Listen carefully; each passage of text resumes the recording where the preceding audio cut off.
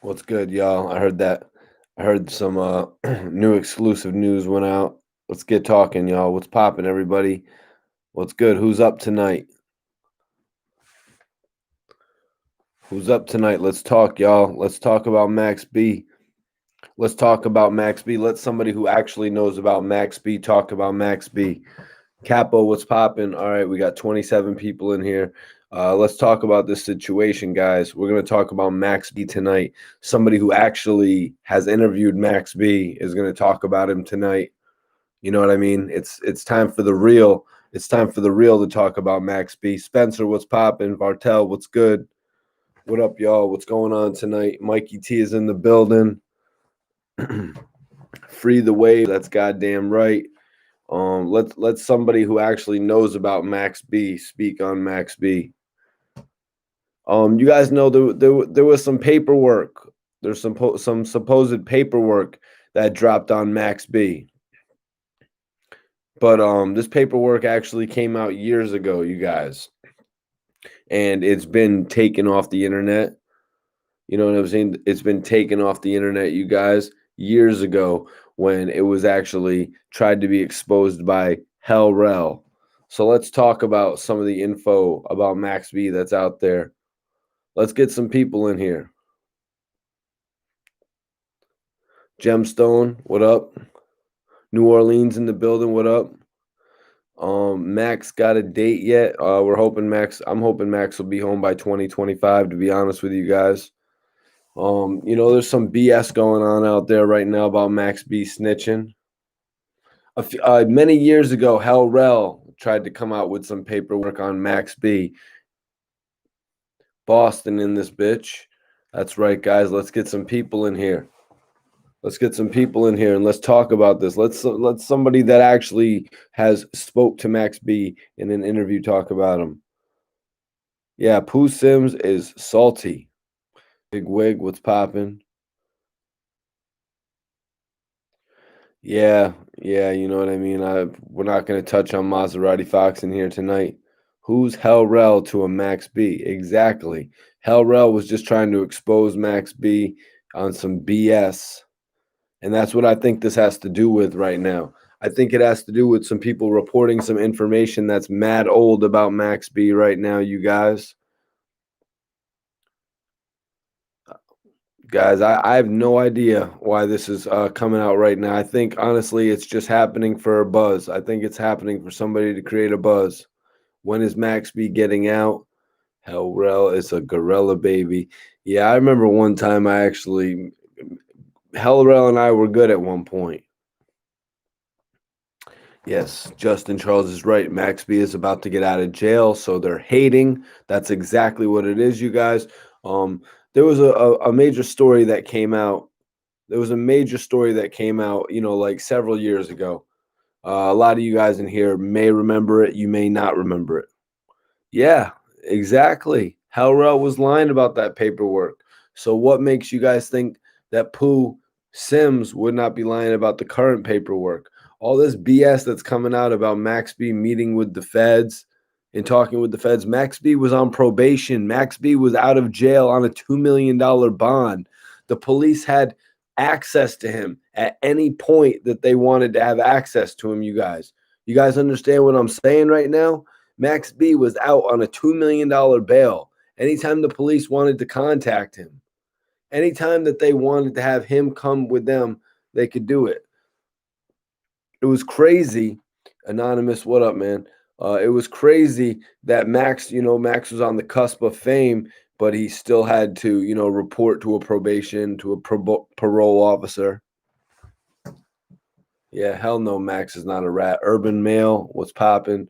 Capo up in here. Yeah, Max B blue trial. It was crazy. He's actually been in jail since 2009 at this point. I actually did an interview with Max B in 2011. Cardigan, appreciate you tapping in.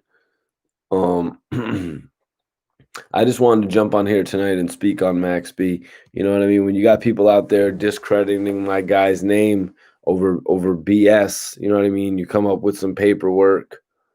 You know what I mean? You're going to try to discredit a guy's name before he comes home from jail. I'm not going to stand for it. Max B is one of the most solid rappers in the game. You know what I mean? He's a lot of our favorite rappers, and we got one of the worst bloggers trying to come out here, and then he's gonna diss Queens Flip.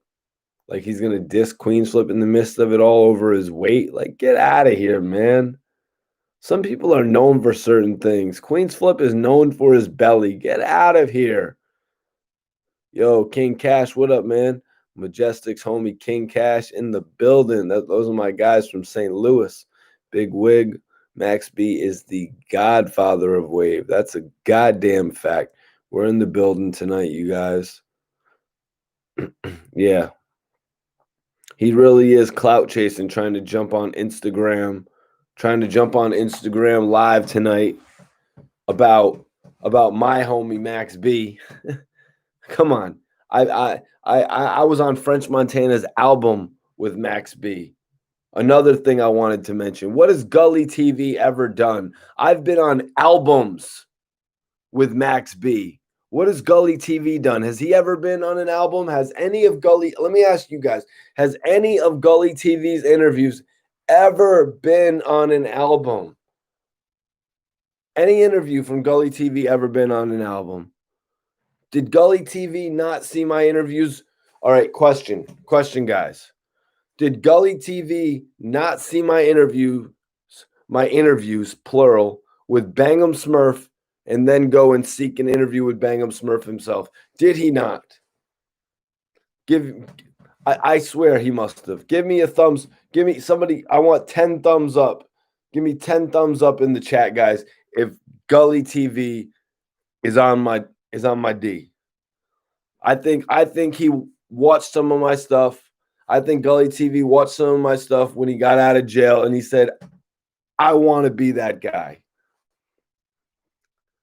I never seen a rat get almost 100 years. Fly Prolific, thanks for tapping in. That is a major point, everybody tapping in the building. Max B was sentenced to 75 years in jail, parolable after 34 years.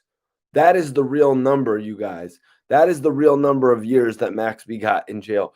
34 years in jail. That later was reduced to 20 years. It was reduced to 20 years as he took a straight up manslaughter charge, you guys. Yeah, John Harris. Gully TV is a clown. Coming on here, coming on the internet, trying to discredit Max B's name, even though he calls himself a fan. He says the story sat on his desk for weeks. Well, leave it sitting, man. Talking about the hottest hip hop story, jumping on here. Keep doing your wannabe fashion. Keep doing your sports. Keep doing your gymnasium. You know what I mean? Keep doing all that. Leave hip hop to us. You know what I mean? Because we ain't with all that. We ain't with all that crap that you're preaching, man. We ain't with that shit, man. Yo, Drew, appreciate you. Wine and Loyal, appreciate you guys tapping in the building. Stick Flare, read the paperwork. Yo, that's not what I'm doing. I'm not on here reading the paperwork against Max B. I'm in here telling you the truth about the nature of Max B's character. I'm the guy who has actually interviewed Max B. I'm the one who sat on a phone with Max B twice for 2 different interviews for an hour each. You know what I'm saying? Between the different phone calls that he had to make to me. Gully TV is the guy that searched up the videos on YouTube. Gully TV is the guy who searched up the videos on YouTube, y'all, and watched Max B and became a fan. I'm the one who got active and said, you know what? I want to help Max B promote his album. And that's what happened. And Amalgam Digital reached out to me and said, yo, Mikey T, Max B's album actually isn't getting pushed back. Max B's album is actually dropping sooner. So I said, okay, so let's do an interview and talk about it. And that's what we did. And I did a 45-minute interview with Max B that spanned 11 videos, you guys. An interview with Max B that ended up on French Montana's album. Has Gully TV ever been on somebody's album? Please, somebody in the chat tell me, has a Gully TV interview ever ended up on an album? I don't think so. You might want to join another spin class, Gully TV. You might want to join another spin class. Leave hip hop to me, bruh, because I was doing this while you were locked up in jail, not even thinking that hip hop was a thing. And then if since you want to talk about, since Gully TV wants to talk about my personal life and he wants to bring my family into it and say that I was raised and I had a silver spoon and my parents gave me every opportunity. My mom lived in public assisted housing my whole entire life. My mom never had the opportunity to buy her own home. And you want to talk all this crap on me? My dad was in a wheelchair for my whole life. And you want to talk about what you know about me? What do I know about you? You went to jail, and about 2 years in, you decided hip hop would be your career. That's bogus. You're bogus, Gully TV. You're going to sit here and you're going to write my story. Wait till you see my story depicted on the big screen before you speak it. Disrespectful ass wannabe blogger. Yeah, that's right, Jason Gibbons. This is the real platform. This is the real platform. I've been doing this since 2009 when Gully TV was bending over in shackles and they had to tell him to cough 2 times. I've been doing this since then. Guy wants to sit here and tell my story about my mom and my dad. That's when I get serious. You're going to talk about my dad. My dad wasn't able to give me the opportunities he was really supposed to be able to give me. Talking about that, man. That's disrespectful. Just like you getting on here talking about Queen's Flip. That's disrespectful. Trying to diss Queen's Flip because of his weight. And then you got Bang'em Smurf feeding into that crap. Don't you know Bang'em Smurf is cool with Queen's Flip? But Bang'em Smurf is so demented, he doesn't even know what's going on. You got played, Gully. And you're going to continue to get played. You think I stopped? Nah, I'm chilling right now. You got this, homie. Yeah, that's right. That's right, guys. But I'm on here tonight because you log on and you see Gully TV on here discrediting the name of one of the greatest rappers, one of the rappers that he'd been deriding probably since 2007. You know what I mean? He's probably been deriding him since 2007, like everybody else. You know what I mean? Who didn't really, you know what I mean? Who just got into the whole thing. Yeah, yeah. Jail dudes, they just be, you know what I mean? It's like when Bang'em Smurf went to jail. This guy thought he was going to get out of jail and become the biggest rapper ever. It doesn't work like that. It doesn't work like that.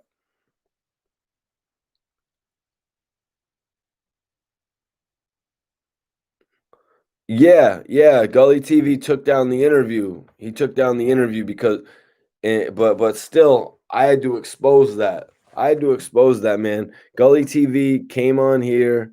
Gully TV coming on the internet, Instagram, any type of social media, and saying that Dark Low was harassing him, saying that Dark Low was threatening him while he was going through a case like in that similar, you know what I mean, of a similar nature.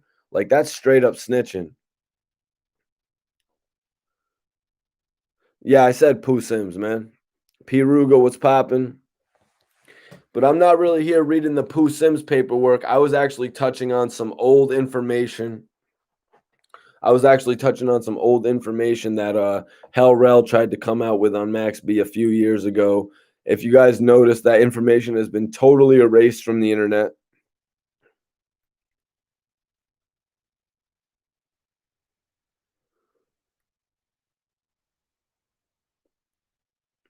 Yeah, definitely rat shit.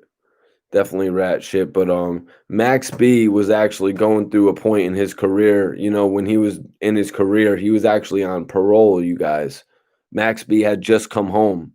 Max B was the $1 million baby, really the $2 million baby. I believe he came home on a $2 million bail. So you guys have to understand that all these conversations with the feds, all these conversations with the police, they are conversations that could have been had at any time. At any point that Max B was called by his parole officer or anybody that wanted to talk to him, they were able to pull up on him. They were able to create a meeting location. Max B was on the verge of blowing up at this point.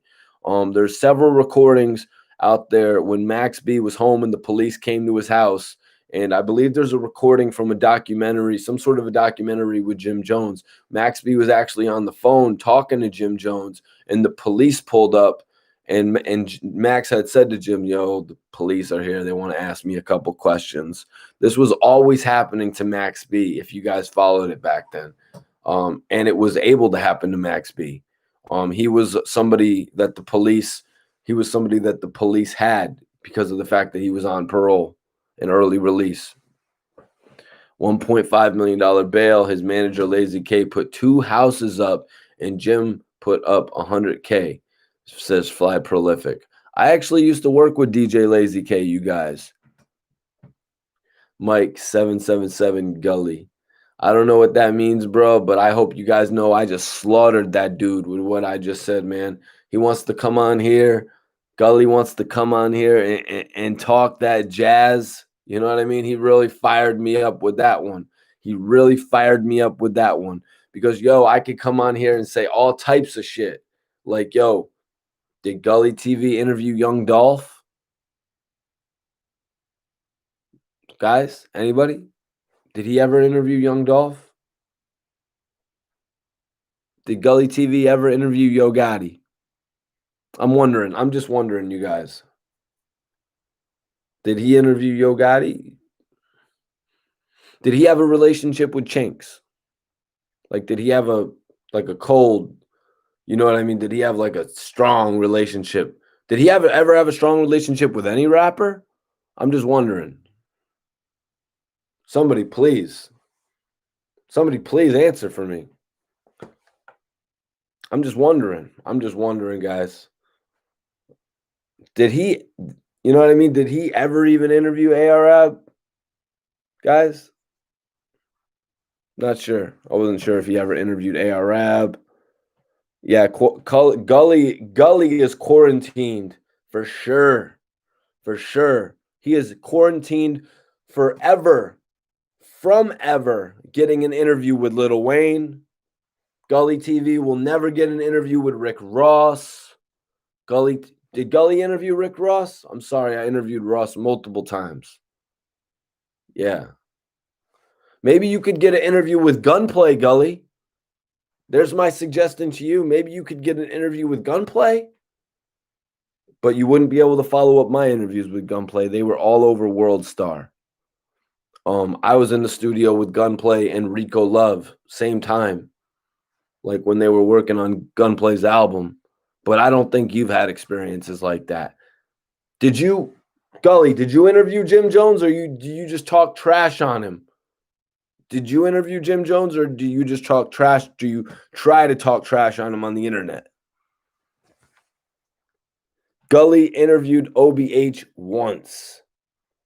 I'm not sure if I ever saw that one. I do remember, however, when Gully copied my interview with Bang'em Smurf. You know, I remember that back in the day. I was like, who is this Gully TV guy, this bird? Ain't going nowhere. Trying to follow up on me. Acting like I didn't start this. Fred Rostar said it in an interview. I'm one of the creators. Yes.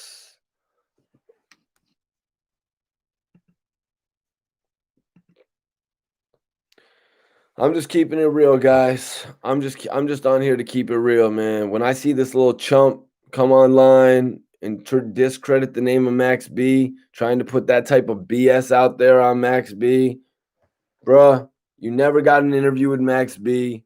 You never could, and you never will when he gets out of jail. Just to be 100% honest with you. Like, he's going to be too big. He's going to be too big for you to get a hold of once he gets out of jail.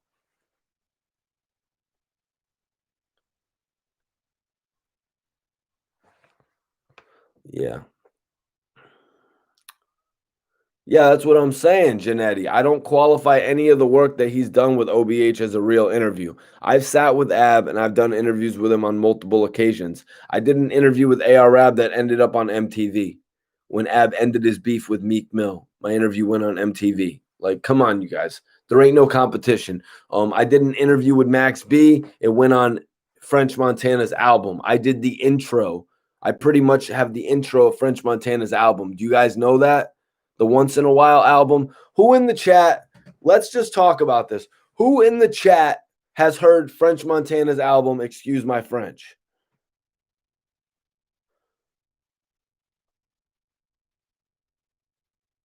Who in the... Okay, guys. I did the interview with Max B that starts off the album. The Once in a While track that starts off Excuse My French with Max B talking about French Montana. That's my interview. Yes.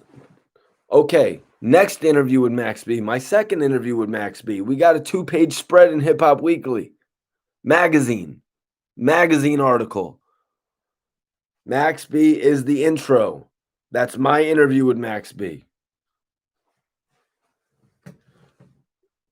I don't care if Gully TV's in here. I don't care. I want him to know that he disrespected my family. Like he's gonna write my story. Bruh, start writing. Start writing. It's a 90-minute movie, my story. Thank you, Aaron. Thank you. How long was that interview? Which one?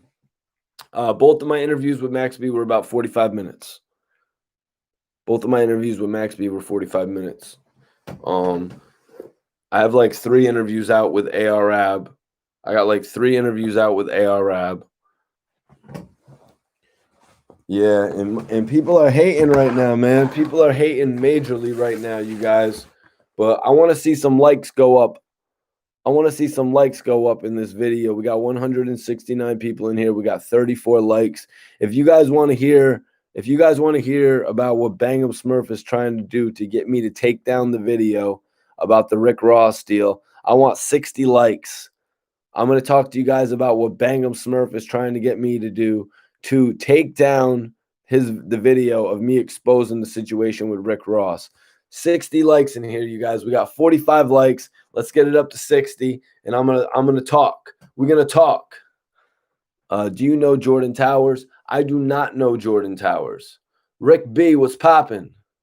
Young Streets, is Dark Low coming home soon? Young Streets, let me ask you a question. Have you seen my interview with Mir Malik? I just dropped an exclusive interview with Mir Malik, and he's speaking on Dark Low coming home soon. Go take a look at that after this live. Guys, I appreciate everyone getting their likes up. Come on, let's go. Let's get the likes up to 75. I want 75 likes in here. We're going to get this talk started. Hello, give me jacket. You fuck with this? Sorry. You mess with this jacket? I just liked the video, Josh. I appreciate you. Young Streets, go check out the exclusive interview. Guys, Max B is definitely not a snitch. Anybody tuning in right now, Max B is definitely not a snitch. Gully TV is trolling. Gully TV is just trying to get in on one of the hottest topics in hip-hop right now. I'm here to discredit what that clown is doing. Everyone in here, I appreciate y'all tuned in. Everyone watching this video, I'm going to follow y'all back on the gram. It's Mikey T at Mikey T _ the movie star on Instagram. Everybody who follows me based on this video, I'm going to follow you guys back. I just put it right there in the chat, guys. Appreciate everybody tuning in. You know, there's a lot of talk going on right now about Max B, and it kind of makes me sick. So that's why I had to log on to this live tonight. That's why I wanted to get things going tonight. Yo, where did y'all shoot that ARAB interview anyways? I've always been curious. We shot the ARAB interviews at both of his studios. Yeah, he had 2 different studios that we shot at. Report Card Radio Gang. That's right, Report Card Radio Gang. Everybody hit me with that hashtag in the chat. Report Card Radio Gang. Everybody that's in the Report Card Radio Gang, hit me with that hashtag in the chat right now. Free to wave, Homicide Hartford. Got love for OBH and Max B. Shout out my brother Starbucks. Everyone out there, y'all seen it. I put out the video. Skinny Me said F Gully TV. Mir Malik said that was definitely dry snitching. I wasn't hating on Gully TV. I wasn't hating. Gully TV opened the floodgates, though, when he said, I don't care about my bros, ARAB and Dark Low.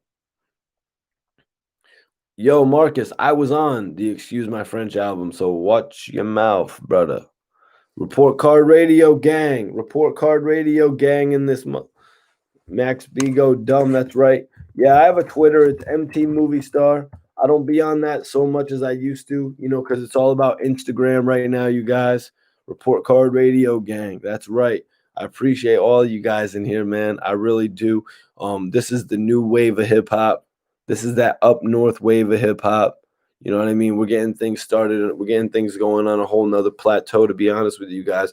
My partner my partner actually owns a nightclub in Connecticut, West Haven, Connecticut. We always used to bring the hottest artists out here before this whole, all the social distance and all that happened. We always used to bring the hottest artists out to Connecticut. I'm talking everyone from Fetty Wap. We had Fetty Wap out here at one point. We had X out here. We brought DMX out here. We brought Moneybagg Yo out here. We had Black Youngsta out here. Guys, we do it big.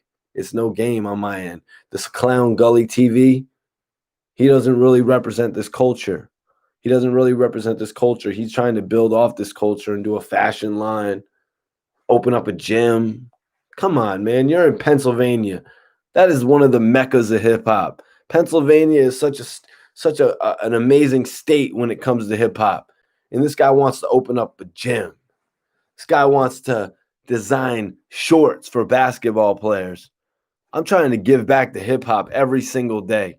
I'm trying to give back to the hip hop fans every single day. I appreciate all 228 of you guys in this room right now tuning in with me. I've been doing this since 2009, building up this reputation. Mikey T, the movie star, putting out interviews. I've been doing that. I've been doing this for 10 plus years, making this name so it didn't sound corny. You know what I mean? First interview, Freaky Zeke, moved on to work with Domination, both on World Star. Young Street says, I love your consistency. A lot of bloggers is not keeping up how you do your thing, man, and you make sure everybody gets a platform. Yeah, that's exactly right. That's 100% right. I've always remained consistent. That's been one of the biggest things about me right now. Like I said, somebody hit me.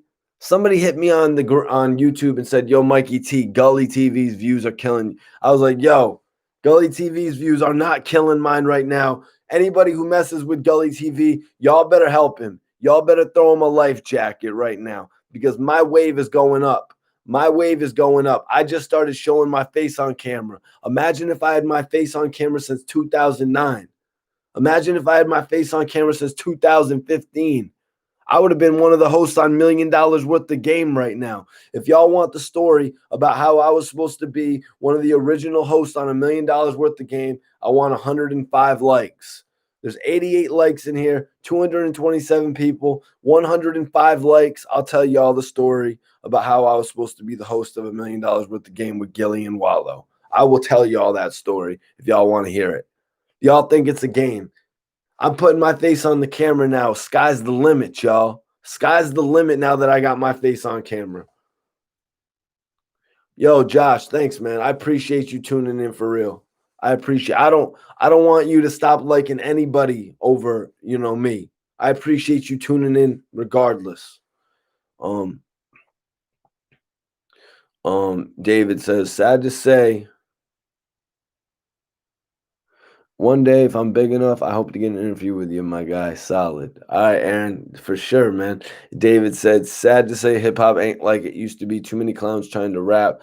Man, hip hop used to be, you know what I mean? Hip hop used to be the game where only the elite got in. You know what I mean? But now it's just it's a popularity thing. You know what I mean? If you got a record that's generating a lot of traction and it's interesting a lot of other people, it's just going to be the hot thing. You know what I mean? If you got something that's moving, it's got like 600,000-700,000 views on it. How could you deny that?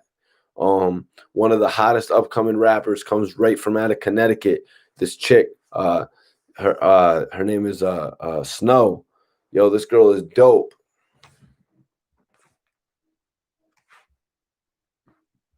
What's going on?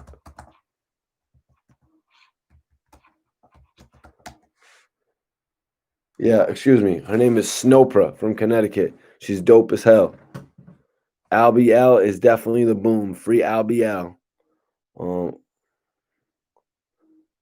Bugatti up in here. What up, man? Go back to the Bangum Smurf. Yeah, what y'all want to hear? You want to hear the Bangum Smurf talk? Y'all want to hear the Gilly talk? Y'all want to hear more Max B talk? Have I sort of done all the Max B talk?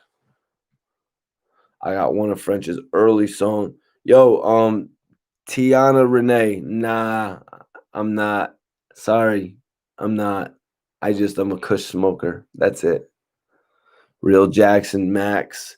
Wealthworks says Smurf. Josh says, what about Albial? $1 million worth of game talk. Well, y'all know I was doing interviews with Gilly the Kid for a minute. Jay Gibson, I appreciate you tuning in for whatever reason you're tuning in, man. You got Max Dollars up in this. Max Dollars in the building. Salute my bro. One of the dopest producers out of Maryland. One of the dopest producers, period, I've worked with.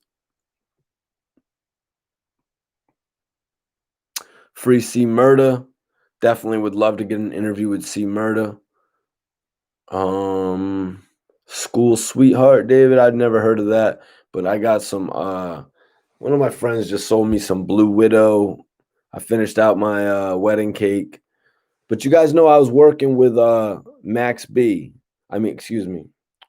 I was working with Gilly the Kid. I was working with Gilly the Kid probably since 2012, you guys. So Gilly told me a few times about creating $1 million worth of game podcast. So Mr. Peace to the God, I'm speaking right now about the situation. So basically, Gilly had told me a few times about wanting to create $1 million worth of game podcast, right? Gilly was telling me about wanting to create $1 million worth of game podcast, and he wanted me to sort of help with the production of it. You know what I mean? Because he loved what we did. You know, every time me and Gilly worked together, we would sit with each other for at least an hour, and we would come out with, you guys know how I do it. I would come out with at least 4 or 5 different stories that would hit on the internet. Now, Gilly co-signed me like crazy. I remember I was with O'Malley, right? I was with O'Malley in the studio, and Gilly popped into the studio, and Gilly was like, yo, O'Malley, this guy right here, Mikey T, this guy right here, make sure you say everything that you want to say in your interview, because he's going to make sure that the whole world sees it. So it was crazy. It was like Gilly gave me the dopest cosign. Gilly gave me the dopest cosign every chance he could get. You know what I mean? So working with Gilly has been one of the greatest experiences of my career, just to be 100% honest with you all. So Gilly and I actually, we started filming we filmed a couple episodes of $1 million worth of game together. And Gilly actually told me, he was like, yo, Mike, do you want to be on camera? Do you want to be on camera, and do you want to be in the show? And at this point, I really wasn't on camera too much. So I did not take the opportunity to be on the show and to be on camera with Gilly and all them. But they did put me in the show as a character named Mikey No Trace. It was going to be No Trace, No Face. That was going to be my gimmick, sort of like how Tony the Closer or Don't Call Me White Girl or Dev Nasty. It was going to be Mikey No Trace, No Trace, No Face. Something like that. You know what I mean? They got one called Killer Talk. Check them out. Shit, fire. Got a little green. Yeah, I like that. I like that kind of. Y'all hip to them. Yeah, we know all about the Cocaine City DVDs. I don't know who Rubber Band OG is. Real Jackson. Roll me a dub. Playing in the wind. Run NYC. Mac and cheese. We got a lot of people to check out in Lynn, Massachusetts, too. You got to check it out. Mikey T. My squad is called the Heat League. New England. Stand up. Let's represent each other. Big facts, man. I don't know if you saw the recent interview I just did with Millie's. I just did an exclusive interview with Millie's. Yo, Fabdon is crazy. I got a new interview with Fabdon, you guys. I don't know if anybody saw, but one of the last labs I did, I was actually welcoming Fabdon home. And yo, guys, he's moving right now. Y'all need to follow Fabdon if you're not following him right now. Yeah, new interview with Millie's is out. The new interview with I-20 from Disturbing the Peace is out. Is Gully competing with me on those? Is Gully competing with me on those guys? Does he have an interview out now with I-20 from Disturbing the Peace? I just did an interview with Kid, G Unit, former G Unit, former Cash Money, little Young Money, Sunny, Kid. Yeah.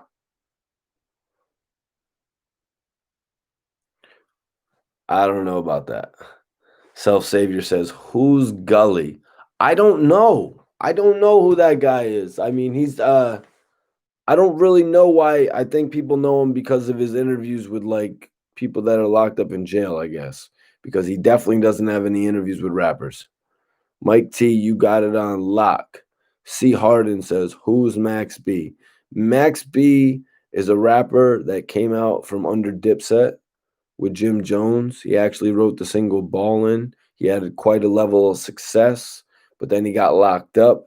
Jim Jones had actually initially uh, started working with him when he got out on bail. Then the two had some friction. Max B left Jim Jones, started dissing him like crazy, got a crazy wave, and then he ended up having to go back to jail. In a nutshell, that's Max B's career. I just explained it in about 45 seconds. Self Saver says, I know you never heard of Gully. Yeah, exactly. I've been doing things for many years to make sure that a lot of people out there know me, from all the interviews that I do, from the magazine articles that I do, you know what I mean, to working with different independent artists to spread my name. You know, there's a lot of different things that I do to spread the awareness of who Mikey T, the movie star, is, you guys. For this guy to think he's going to come in and, you know what I mean, and snatch all that up.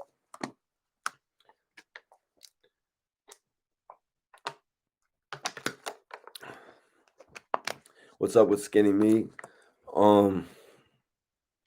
Can't really say what's up with Skinny Me right now, you guys. I'm kind of waiting to hear. Max wasn't there. Max contends, Josh. Max contends that he was not there on the scene. Max contends that he was not there on the scene.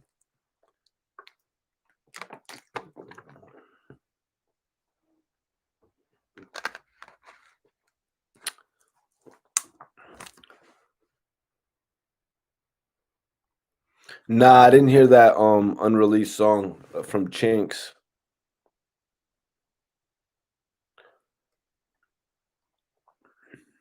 Yeah, Max ain't no rat. Max ain't no rat. You ain't gonna get no clout coming on here saying Max is a rat just because you're not gonna get an interview when he gets out of jail because he's gonna be too famous. You know what I mean?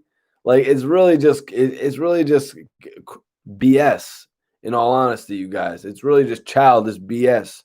You know what I mean? People trying to run with a story. Like tomorrow, I'm gonna do a story. Tomorrow, I'm gonna do a story about how Queen Slip put Gully TV on blast over dissing Mano. Maybe I do a story about that tomorrow. You know what I mean?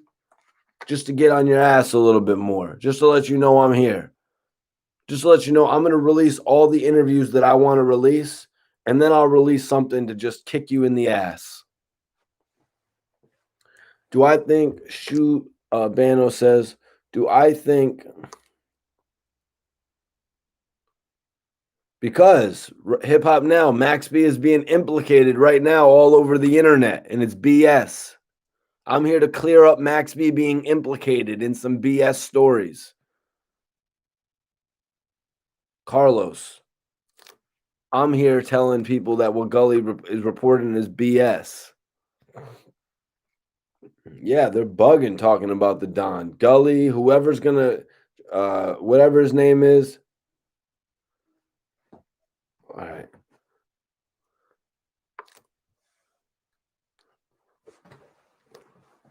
Carlos, what are you talking about, dude? Carlos. Oh, Carlos must be new to this chat. Carlos, I'm sorry, dude. Did Gully ever interview Max B? I don't think so. I interviewed Max B. I'm the one who could tell you about Max B's character more than Gully TV. Gully TV could sit up here and read from a piece of paper about Max B, or you guys could hear from somebody who actually has interviewed Max B in the past, somebody who's actually spoke with Max B for a few hours on the phone.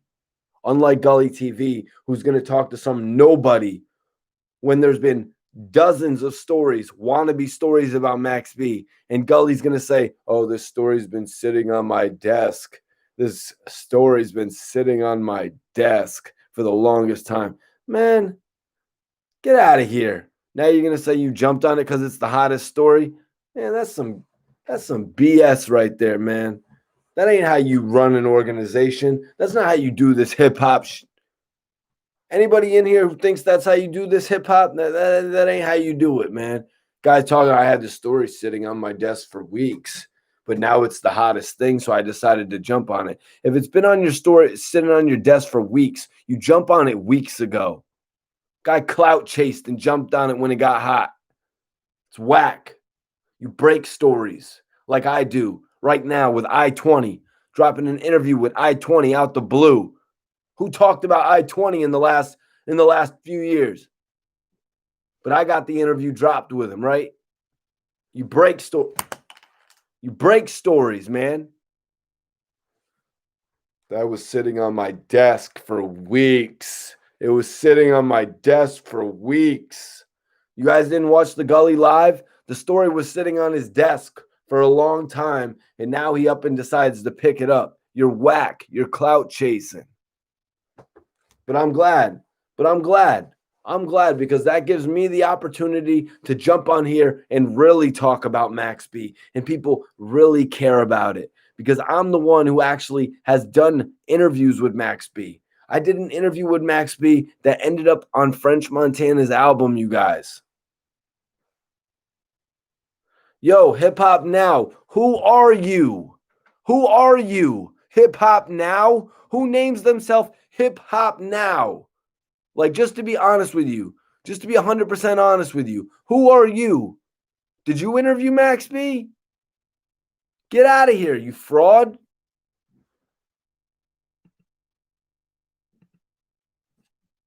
No, I'm not drunk. I'm just talking real facts.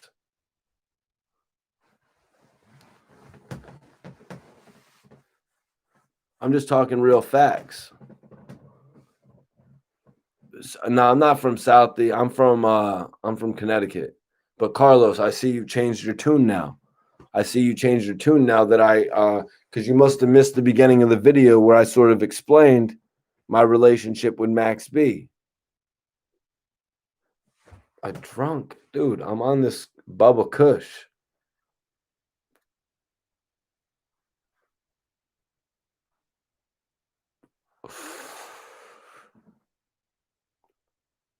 I was spilling my heart out a few minutes ago.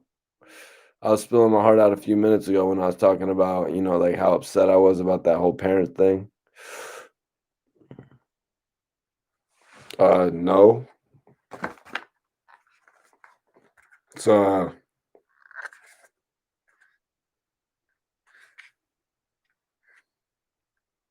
no. No, it's not. It's not vitamin E, bro. Can you read what that says, hater? Can you see what that says right there? Hater. Yo, tell me what somebody in the chat, write what that says. Hater. Guys, what does that say right there?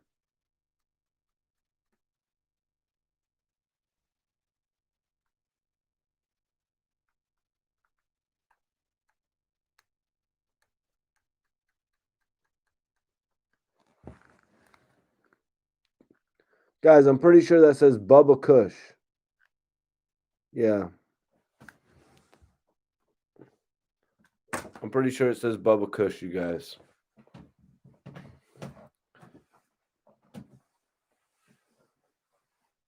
Oh, word. Yo, Corey Adams, hit my Instagram. Corey Adams, hit me on the gram. Mikey T _ the movie star. Carlos, man, I thought you was cool. Why you want me to die, homie? Do I still live at home with my parents? Yo, the black man, I moved out of my parents' house when I was 18 years old. I was the first person in my class to get a beach house.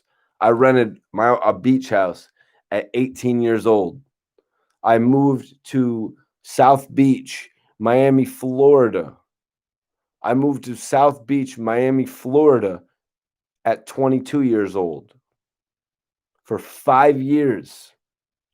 I came back to Connecticut in 2015. Does that put it in perspective for you? I've been I've been having my own crib since I was 18 years old. What are you talking about? What movies am I in? Yeah, you can look me up on IMDb. I should have stayed home till what? Dude, I moved out of my crib and I got a beach house apartment at 18 years old.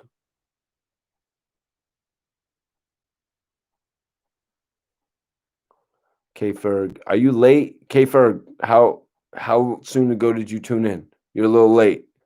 Talked about Maxby 3 or 4 times now, bro. No results found. Dude, get out of here, man. Look, you serious? That was a bad move. You should have invested. You're wild, man. You are wild. Yeah, I'm in the US still. I mean, I'm not going anywhere besides the US to be.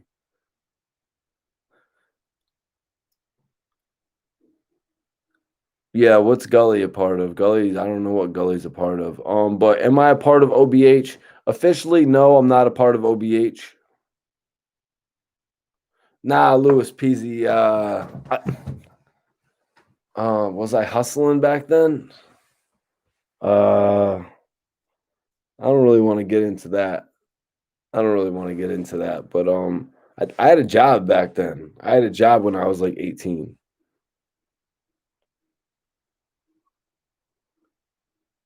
Now I'm from Connecticut. The next topic. The next topic. Well, right now I'm sort of just talking with the chat.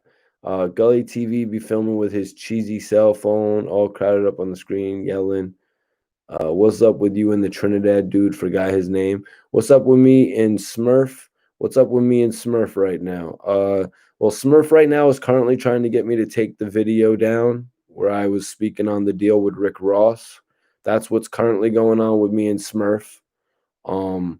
Spoke on Max a little bit earlier. Max B, definitely not a snitch.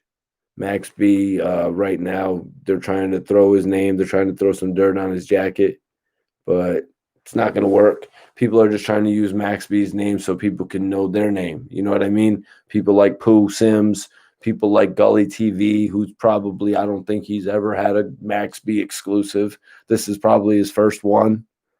And he's talking about Max B snitching. Okay, that's fake. That's fraud. Go look at all of my Max B interviews. I have about 15 interviews with Max B on the internet, you guys. Max B is real. Bubba Kush, you damn right. All right, you out of here, Steve. I appreciate you tuning in, man. I appreciate you watching all the videos and all that as well. But you is out of here. They trying to his character because they know what's going on when he gets home. Is there paperwork on Max B? Yeah, there's a whole bunch of fraud paperwork. I mean, years ago, you guys have to remember that Hell Rel tried to come out with fraud paperwork on Max B too. And that's the only paperwork I need to see. Like, and it's like, yo, it's fraud paperwork. Move on. You know what I mean? Trying to make a name. If you guys all know that paperwork that Hell Rel had from years ago, it's been removed from the internet totally. You can't even find it anymore. Fraud activity, guys. Sorry. Mikey, why am I letting these guys get me on that mode? Because I've been waiting to get on here and talk for a few days now. You know what I mean? Like I've been spoke to a few people. I done spoke about a couple situations to a few people and let them know, like, yo, this clown wants to get on here and say I've been handed every single opportunity. He wants to get on here and say that my family handed me every single opportunity, like my mom and my dad handed me every opportunity that I had. And then he wants to have fans out there saying, "Is my mom and my dad proud of me?" This guy is a clown. My mom, he wants to say that my mom and my dad had me growing up in middle class housing. My mom lived in low income housing my entire life. My mom never owned a house my entire life. And he wants to bring up memories like that to me. Like, that's disrespectful as hell. My dad was in a wheelchair my whole life, you guys. There's 250 people in there. I'm trying to keep it real with you guys. This guy wants to come on here and write my story. This guy wants to come on here and write my story to all of you and tell you about my life when he doesn't know about my life. He wants to say that my parents handed me everything. If my parents could have handed me everything, I doubt I would be on the computer right now doing all this hip hop stuff. If my parents could have given me everything that they really should have given me, I probably should have been the president of the United States. He wants to talk about that. He wants to bring up crap like that to me. My dad was in a wheelchair my whole life. And you want to talk about the opportunities that my dad gave me? How about every opportunity my dad missed out on giving me? And that's why I'm responding to this clown, this sucker who wants to jump on the internet and diss Queen's Flip because of his weight. Queen's Flip, the body of work that Queen's Flip put in will forever outweigh whatever you can do. Gully, fuck, street nerd.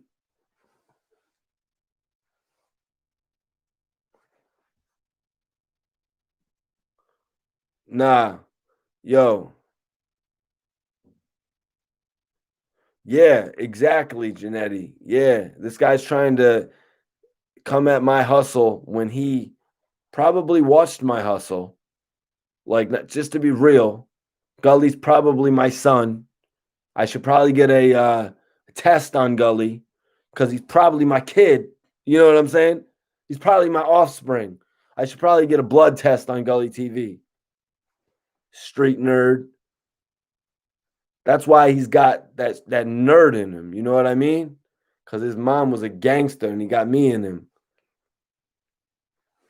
Yo, who is Suburb TV? I, that got me tight about the election too, about the debate when I'm not a Trump supporter or anything. Yeah, he needs a name change. It's got to be Gully T from now on. It's just Gully T. Just call him Gully T from now on. No more Gully TV because he's Mikey T's son. I'm just on here spitting the facts, man. I sat and worked with legends in the game. I sat for hours in the studio with Scott Storch, you guys, working with people in the studio like Pusha T, working with female singers like Keisha Cole. You know what I mean? Sitting in the studio one night we did a record with Jim Jones. Jim Jones came into the studio. We did a record with Jim Jones. And that same night, Scott Storch and I brought that record to a nightclub and premiered it at Club Cameo. Anyone in the chat been to Club Cameo in Miami? Let me know.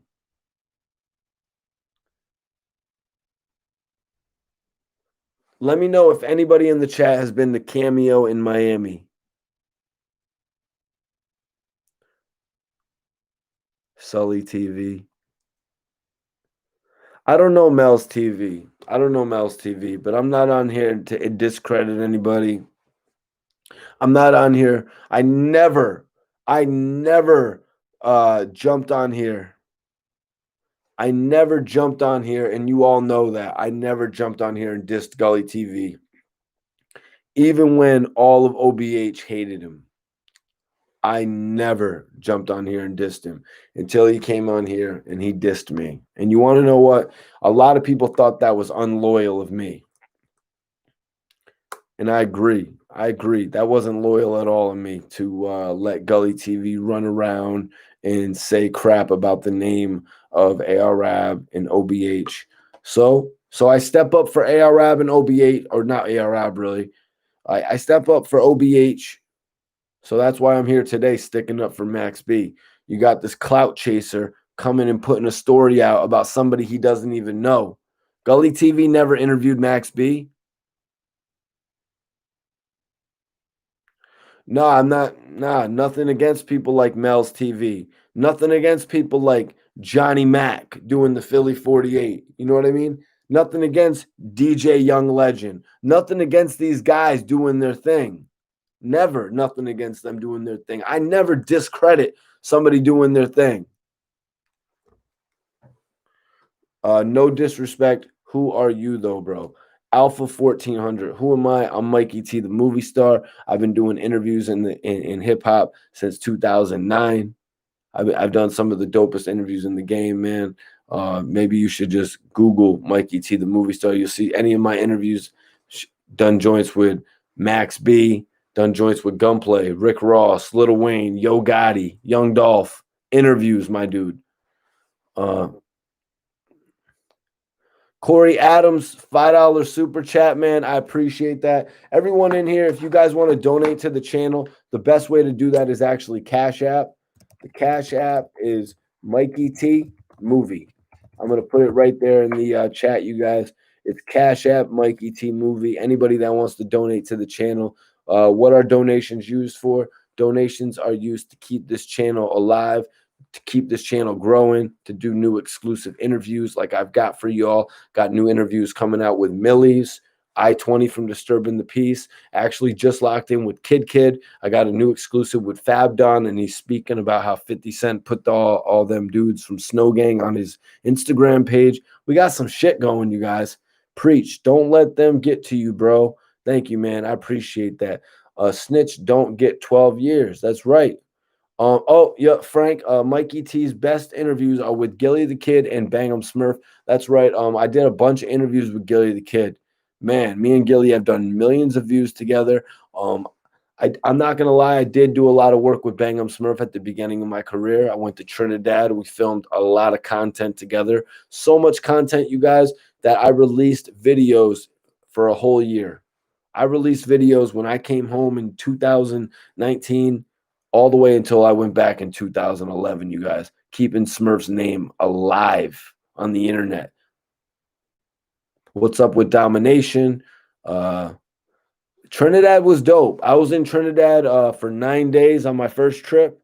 And let me tell you, Smurf had us in the Hyatt Hotel for 8 days. Yeah, Gully talks like a female. That's facts. What's up with domination? We could talk about domination, you guys. Fly prolific. I appreciate that, man. Yeah, send that over to me on the gram. Put some money on Max B's books. Have I helped with his appeal? Yo, prolific hustler. Are you crazy? Who are you? Have I helped with his appeal? I worked directly with the CEO of his label back at the time. Do you even know anything about Max B's current situation? You're a fraud. Get out of my chat. You don't know anything about what's going on, about how Max B got bought out of his deal right now, situation that Max B's in. I'm not going to sit on here and tell the personal business of the man's career, but I am going to tell you that a fraud jumped on his channel and started talking a bunch of crap just to jump on a clout train. No. Oh yeah, JP. I'm on his ass. Yeah. Always some Gully fanboys commenting. Like this one dude who asked me, "Who am I? Who am I?" I'm the guy that people used to think owned World Star Hip Hop. People would come to me and they'd be like, Mikey T, the movie star? Don't you own World Star Hip Hop? My name, Mikey T, the movie star, sounded like such an important name, you guys, that some people out there thought I actually owned World Star Hip Hop. And that's not coming from me. Yeah, nah, man. Sometimes the suckers need to get acknowledged. You know what I mean? Especially tonight. Why not tonight? You know what I mean? When we're on a bigger platform and this channel is the new Vlad TV and this channel is the new Academics and this channel is the new No Jumper, maybe then we'll let the haters be, and we can all sit here and we can gloat at the top of the mountain together. But right now, haters is getting checked. Jay Perez, how does it look like I fell off? I'm doing better than I've ever done in my whole career. Honestly, I'm doing better than I've done in my whole career. Go check the views. I did 750,000 views last month.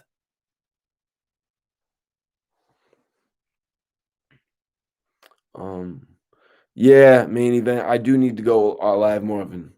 Let me check my phone real quick. Someone's blowing me up.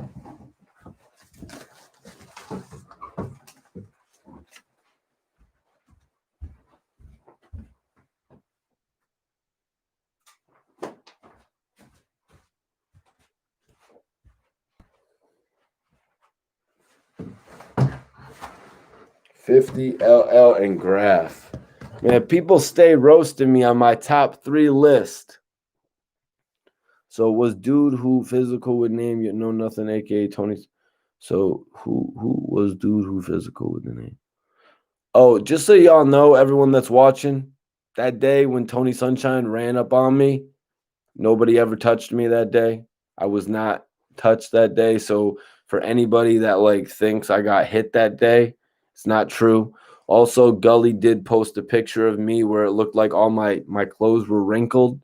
When somebody does an interview for about an hour in a car, sitting in a car with a rapper, they're going to get a little sweaty. Right before Tony Sunshine ran up on me, you guys, show you $1,000. Show you $1,000. You want me to come on here and show you a bankroll on the live? 1M.5 subscribers. How about you go look at my subscriber count? It says 40,000. And then let me know what your subscriber count is.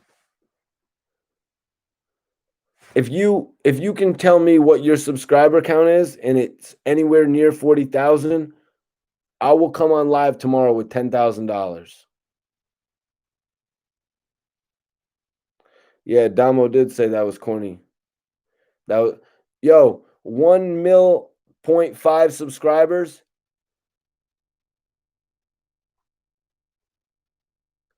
Yo, Clyde, I've had 2 YouTube accounts.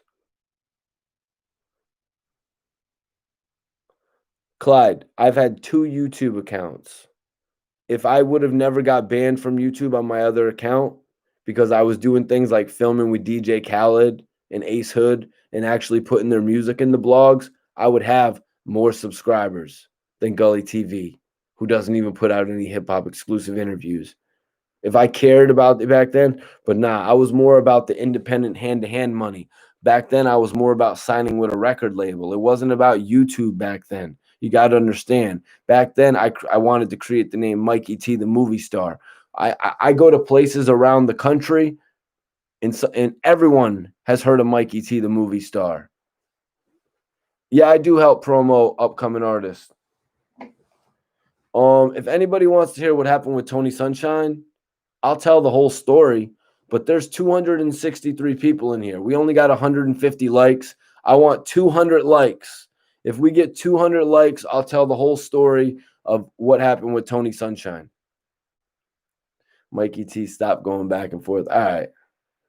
I got 37 racks. Okay. So how about you do this? How about you make a video on your YouTube channel and maybe you'll get more subscribers if you come in and you show a bunch of thousands of dollars. Maybe. Flood them likes. Flood them likes, you guys. I want 200 likes. 200 likes. If there's 261 people in here, if we get 200 likes, I'm going to tell you guys the story about Tony Sunshine running up on me. I'm going to tell you everything that happened. I'm going to tell you how many people were there. I'm going to tell you what they had. Stay focused, bro. Stay focused. I'm trying to stay focused.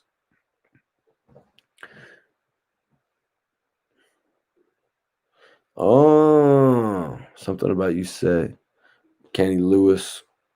Kenny Lewis, thanks for tuning in, man. Regardless of what you think, I appreciate you tapping in. What happened with Max? Your experience speaks more than the bread, homie.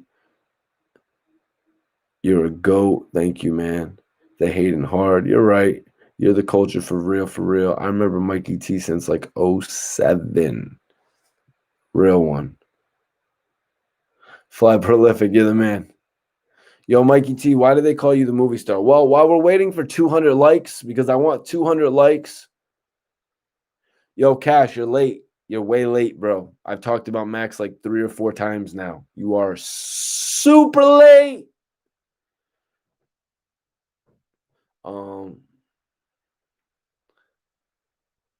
Yo, Maurizio. Yo, thank you, man. I'll take that any day, man. Vlad has been doing his thing for a number of years.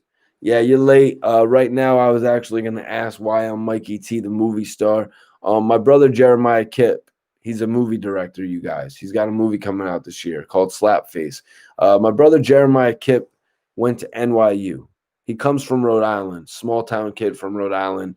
My grandfather really hustled up all the money so he could go to NYU. He didn't get no scholarships, although he got the good grades to go in. NYU is a school that's actually, one of the dopest schools in America. So he went there, he graduated, he started working for New Line Cinema, and he became a movie director. But throughout his whole life, my brother always had me in movies, you guys. My brother always had me in movies. So he's the director. I'm Mikey T, the movie star. It sort of just clicked in my head. And then I put it on my my MySpace back in the day, and everyone thought it was corny as hell, you guys. Everyone thought it was corny as hell. Everyone thought my name was corny as hell.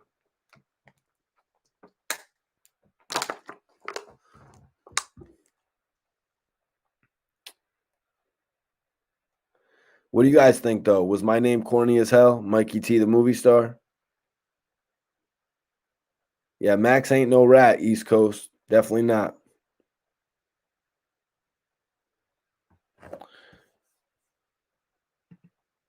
So, a prolific hustler, a guy who doesn't even know Max B. He doesn't even know him. He's probably just heard blow me a dub a couple times, is going to tell me what's up. It sounds like a wise guy name. Yeah, trash. Everyone, thought that name wouldn't work.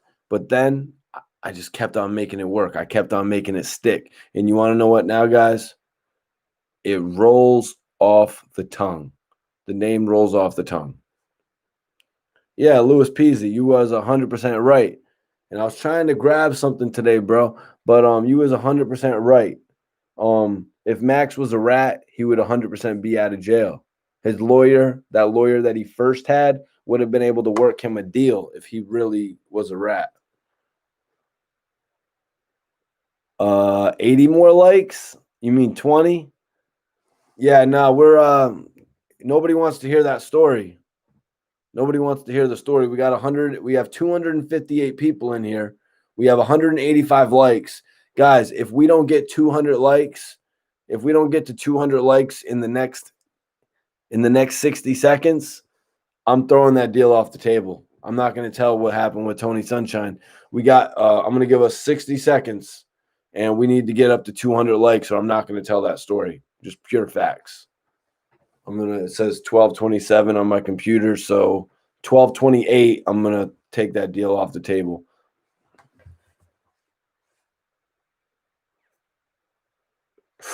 No, I don't do that. I just smoke and drink Patron and champagne.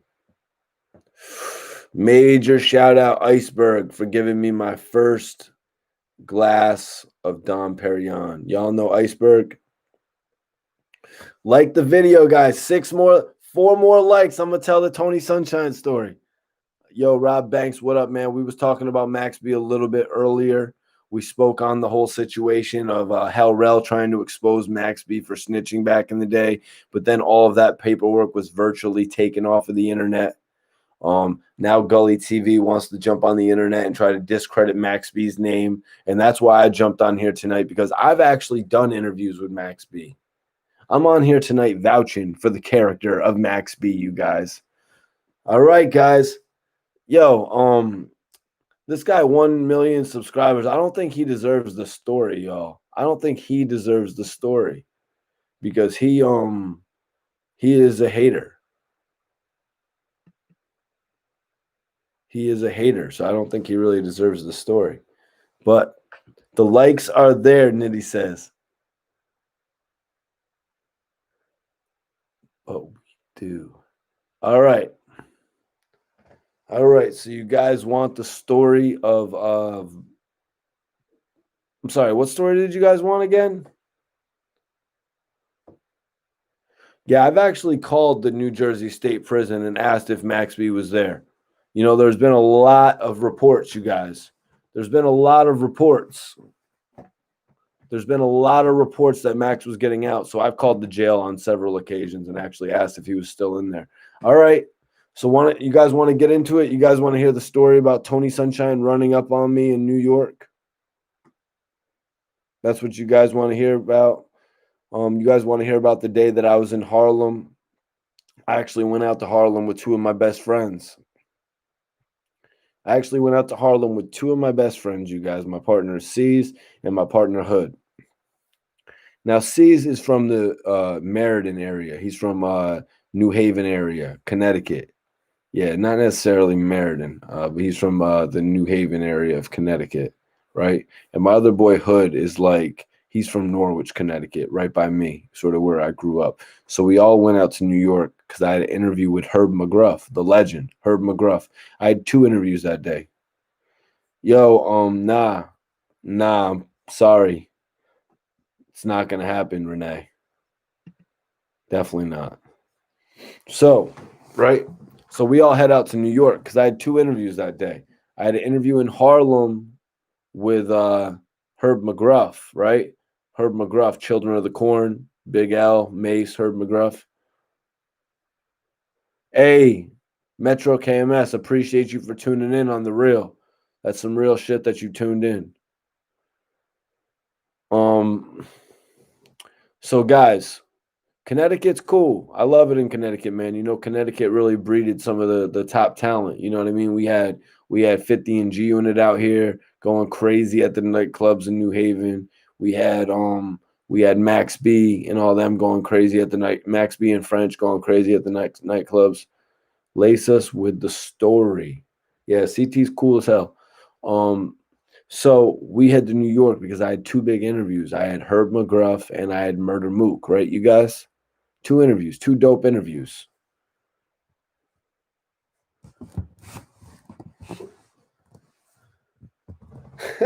Connecticut's all right, man. So you guys tuned in? You guys following me? So I'm heading to New York. Herb McGruff was a little bit late to the interview.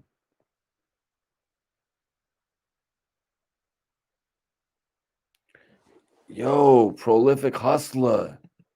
You as a D rider. I'm gonna go ahead and hide user on this channel. Sorry guys, but some people I just can't do it. I just can't do it, you guys. You know what I mean? Sometimes I just can't do it with some of these people. Mikey T, do I have an email? Yes, I have an email. Bro, why you keep saying the same thing? OG Twin, what are you talking about? What are you talking about? Can I get on with the story? So we go to interview Herb McGruff. And, you know, this is going to be a classic interview, you guys. This is one of my first interviews, actually. This was one of my first interviews with Herb McGruff. I'm talking like at least first 10 to 15 interviews that I've done. So it's going to be really a big thing for me at this point, interviewing Herb McGruff, you guys. So I go and I interview. So anyways, I get to the spot and Herb McGruff's manager, his publicist, actually, she's there to grease it. Right? She gets us a couple shots. I'm getting a little loose now. Now, Herb McGruff's manager has got me and my boys shots of what? Patron. And you guys got to know, if you drink Patron, you are getting turned. Nah, I was not with Smurf and Damo when they had Gangsta Flip. Yeah, yeah. So, anyways, everything's going good. Herb shows up. We did an amazing interview. I even got Herb McGruff. Guys, let's get 300 people in here. Like and share this video, you guys. Share this video. No, no, no, no. This is just water. This is just water. Yeah, yeah, I do keep getting off track, man. That's one of the great things about these lives. You can go all over the place with pre-recorded videos. 300 people. That's love, you guys. We're talking the Tony Sunshine story right now. We talked the Tony Sunshine story right now. R.I.P. Nipsey. So we're still on the Tony Sunshine story, right? Nobody's like changed the topic, right, guys? So, anyways, so we do the interview with Herb McGruff. It went great. It went great. We got the freestyle even. Y'all can check that out right now. Let me see. I'm gonna try to link y'all to it real quick. Herb McGruff, Mikey T. Herb McGruff. Yeah, I think you can just, yep, right here. Wow. Wow, you literally can just go online, type in Herb McGruff, Mikey T, the movie star freestyle, but it's right there. I just dropped it in the description for everybody that wants to check it out. So, anyways, we get done with that exclusive. So no, I'm telling you everything leading up to the story. Yeah, Herb McGruff actually does have some new stuff out right now. I haven't been out to Chicago yet, but I have done an interview with a couple Chicago rappers. I did an interview with SD as actually. So guys, yeah, that's right. We're at 304 people up in here. So the next interview is Murder Mook. Guys, honestly, to be 100% honest with you guys, I was just going to go home. I was just going to go home. Like I was going to call it a night. I was like, yo, we got this joint done. We got we got this amazing interview and freestyle from Herb McGruff. I am telling the story. This is the story.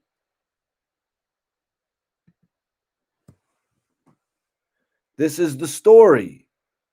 So now I'm like, all right, I'm going to go do this interview with Murder Mook.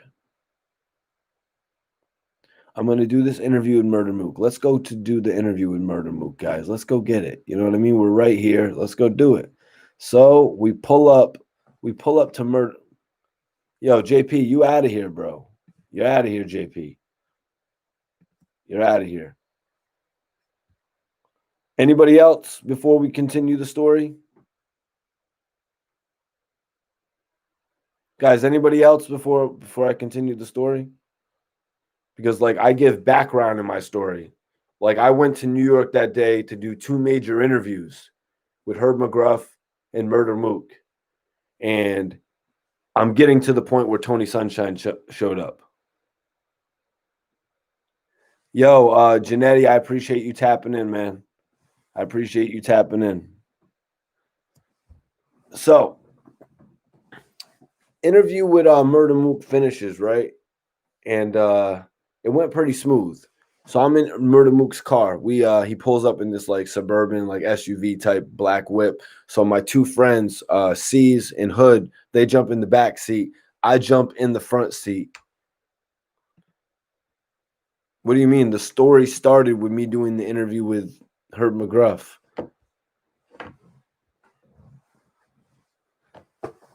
I'm fitting to cancel out this story, yo. I'm fitting to cancel out this story on the real, like, yo, sometimes like people is just too much.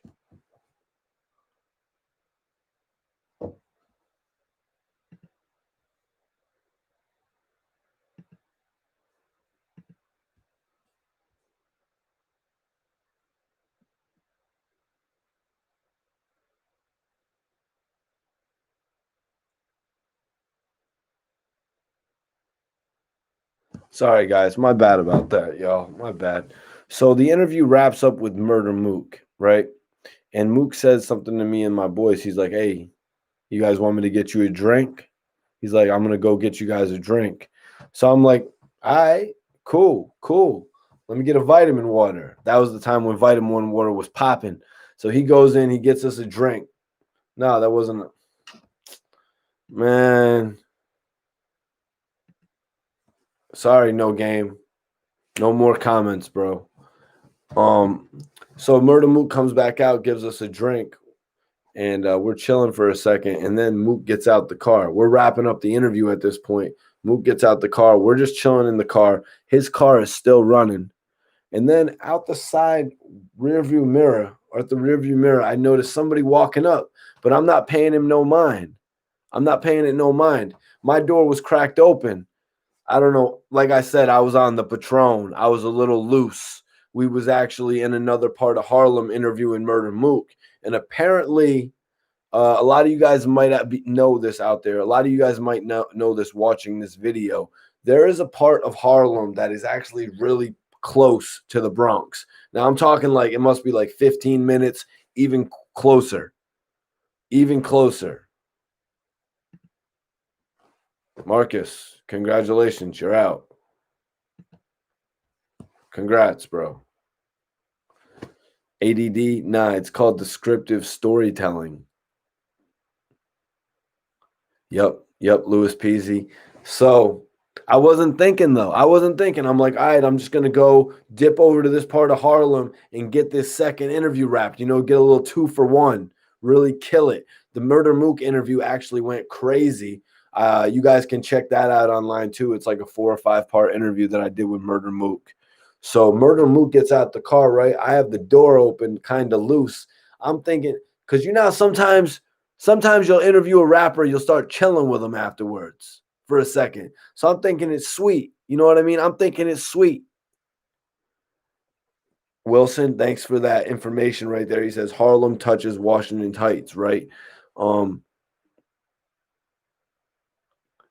baby. Sorry, bro. I pay the BS mine. That's just me. When you're still caught in the BS, you're still going to pay it mine. I ain't no corporate dude. This ain't 50 Cent. You know what I mean? Mikey just talking. Stop getting mad. My youth was popping. All right. So where were we at, guys? So I got the door open, right? And I'm just like, and then I noticed somebody walking up, but it's New York. You know what I mean, guys? It's New York City. You always have people walking up in New York. You know what I mean?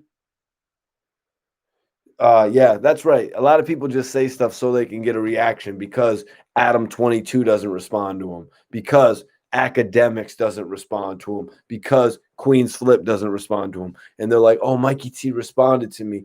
Mikey T responded to me. Yes, I did respond to you.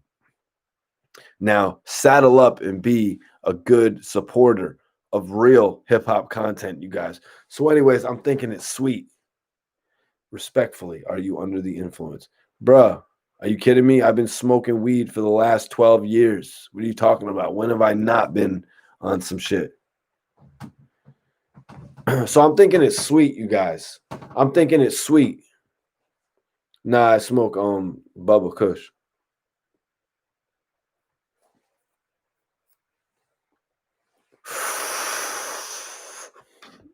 Yo, you're out of this chat too, by the way, with that username.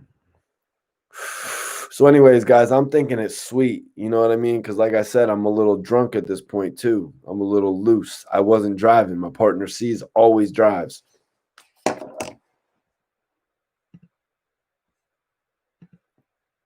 My partner C's always drives, right? So I see somebody walking up and I'm just thinking it's New York. You know what I mean? I've been in New York since I was a young kid. Dude walks up. Dude's walking up. My door slammed, so I'm just back to normal. Dude comes in and through the door with his hand. This is the only time I got hit, you guys. Dude comes in through the door. Right? Crazy. Because I'm not paying it no mind because, I'm just minding my business at this point because I'm thinking it's a New Yorker walking by. Dude slips his hand through the door. Slaps me in the back of the neck, you guys. He slaps me in the back of the neck. This was actually Tony Sunshine's cousin. Tony Sunshine's cousin actually came up and slapped me in the back of the neck. And so then basically, Doobie, where are you from? So then basically I looked back at my homies. After I looked out the front door, I look out the front door now and I look in front of me and I see, guys, a dozen and a half, 18 people standing out here all over the block, all on the block, all over here, all over here. Can't even see can't even see Tony Sunshine's cousin no more. You know what I'm saying? And I'm just like, damn, why couldn't I have not done this interview? Spanish dudes as well. 1017.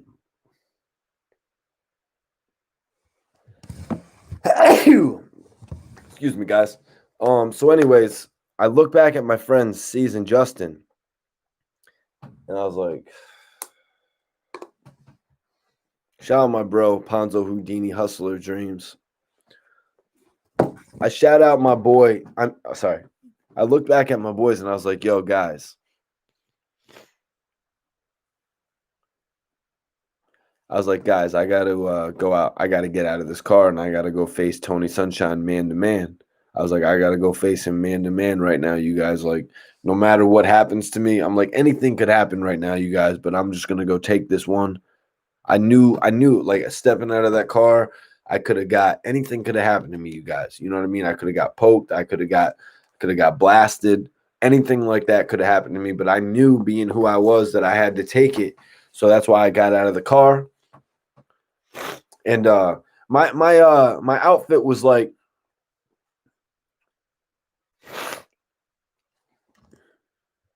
okay, that was your last one, 1 million subscribers. That was your last one. And now your comments are hidden, bro, forever. So yeah, so I got out of the car.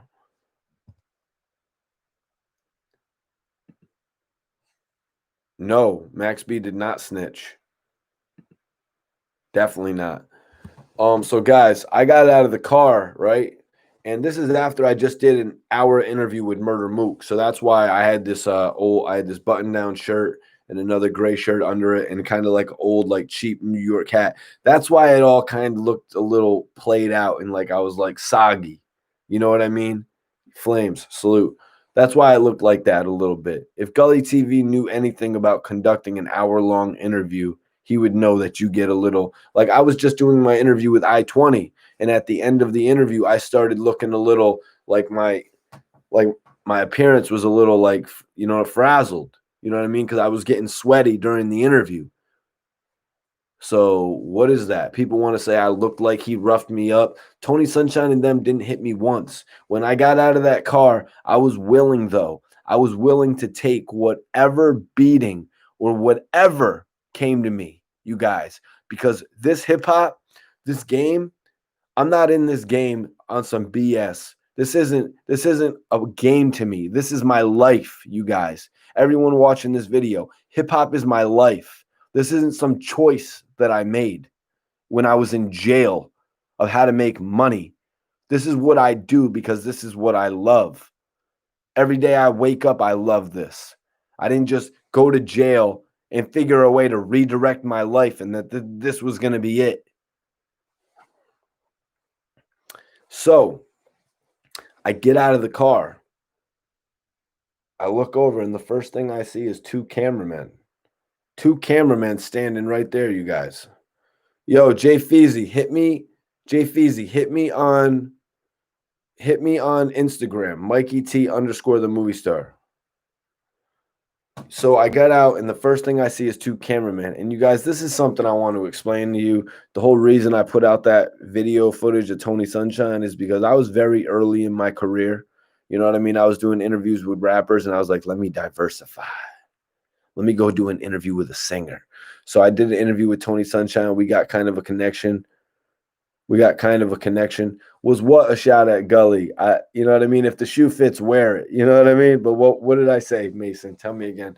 So I did the interview with Tony and we started working and he called me, you guys, and he was like, yo, Mikey, and this is the first time I'm putting this out there. He was like, yo, Mikey, I'm doing this documentary. I want you to do a documentary. It's sort of like a boxing style documentary. It's going to be about my comeback. It's going to be about my comeback in the game. It's going to be about my comeback in the game. So he like kind of gassed me up. He was like, yo, I got this mini mansion in Orlando. And yo, I'm a kid who came from, like I said, my mom never owned a house ever. Like my mom was on public housing our whole life. All that BS about Gully TV saying that my parents could hand me any opportunity. My dad was in a wheelchair my whole life, you guys. My dad had a stroke when my older brother, who's 9 months older than, he's 18 months older than me, was born. My dad had a stroke. You know what I'm saying? My mom lived in public housing our whole life. So this guy in Gully TV wants to come on here and narrate my story. He's garbage for that, everyone watching. Yeah. So what happened that day? Tony Sunshine told me, he's like, yo, I'm going to put you up in a mini mansion, Mikey T. He's like, I want to put you up in a mini mansion. You're going to have your own fridge in your crib. You're going to have your own fridge in your crib. You're going to have steaks in there. He knew I liked to smoke. So he's like, I'm going to make sure you have bud and all that. You know what I mean? He told me all of that. He told a young dreamer, all of that. You know what I mean? More than that, he told somebody who had never had an opportunity to ever make it out that. So, and then he went AWOL. He went AWOL on me. And the next time I saw him was stepping out of that car, looking over to my right, and then seeing two new videographers, you guys. I saw two new videographers. No, he didn't keep his word, Lewis, because he had two new videographers sitting there filming me as I stepped out of the car, and he said, Mikey T, what happened?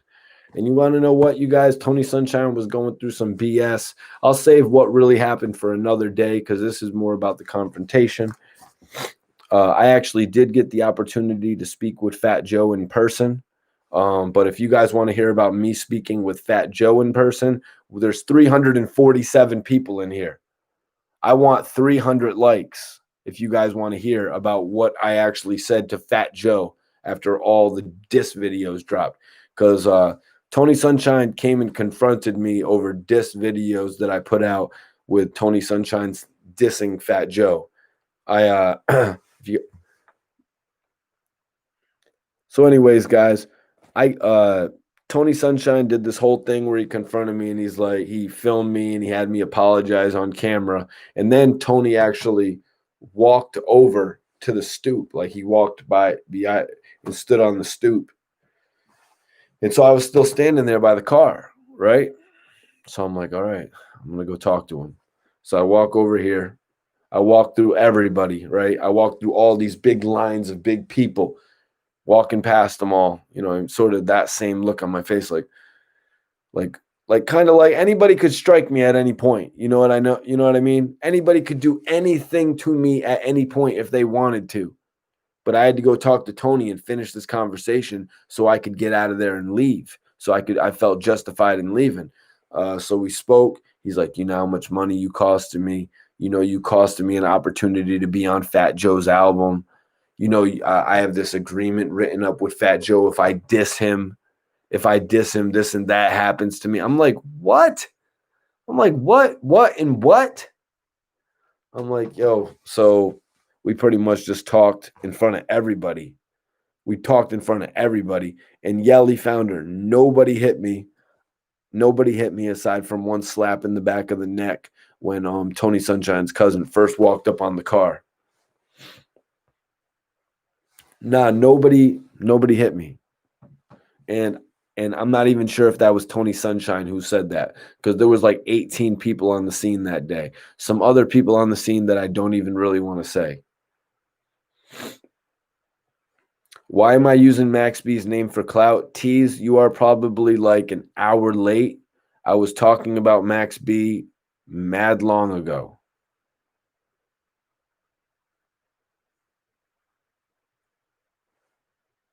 You read the paper. No, I'm not reading the poo paperwork on here. Y'all can go check that out on Gully TV's page. I'm not doing anything on this page to discredit the name of Max B. Max B is the GOAT in my eyes, you guys. Listen to what Flame said. The paperwork is fake. Mikey is defending Max. That is 100% right. So anybody have any questions about the whole Tony Sunshine situation? Maybe I could flesh it out a little bit more. If anybody has any questions, I could break it down a little bit more for you guys. I think the whole thing was that a lot of people thought that him and the guys were beating on me, which was not happening. Everybody was sort of just like standing there and standing around, and then they all sort of like kind of like went back on the internet and said that they wanted to hit me. On what he said, more details on what he said to me. Well, honestly, he was standing on the stoop, and he was standing on the stoop, and he was just telling me, how much money you could have cost me, the opportunity you could have cost me. And I sort of just spoke my piece, and I was like, yo, Tony, I mean, what happened to our relationship? Where'd you go? You know what I mean? Like, you sort of just left me out to dry. Why was Tony beefing with me? Why was Tony beefing with me? Tony was beefing with me because he got on my camera one night and he was dissing an old associate of his. And I actually took the footage and I put it out as though he was dissing Fat Joe. That's the thing of it all. Why would I waste my time interviewing Tony Sunshine? Because when I first came into the game, you guys, I was interviewing a bunch of rappers, and I was like, yo, let me diversify myself and let me interview an R&B cat.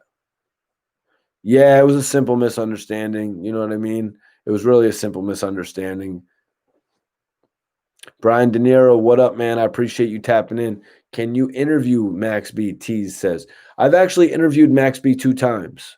Max B told me in our last interview, when he gets out of jail, we're going to spend a night on the town together, you guys.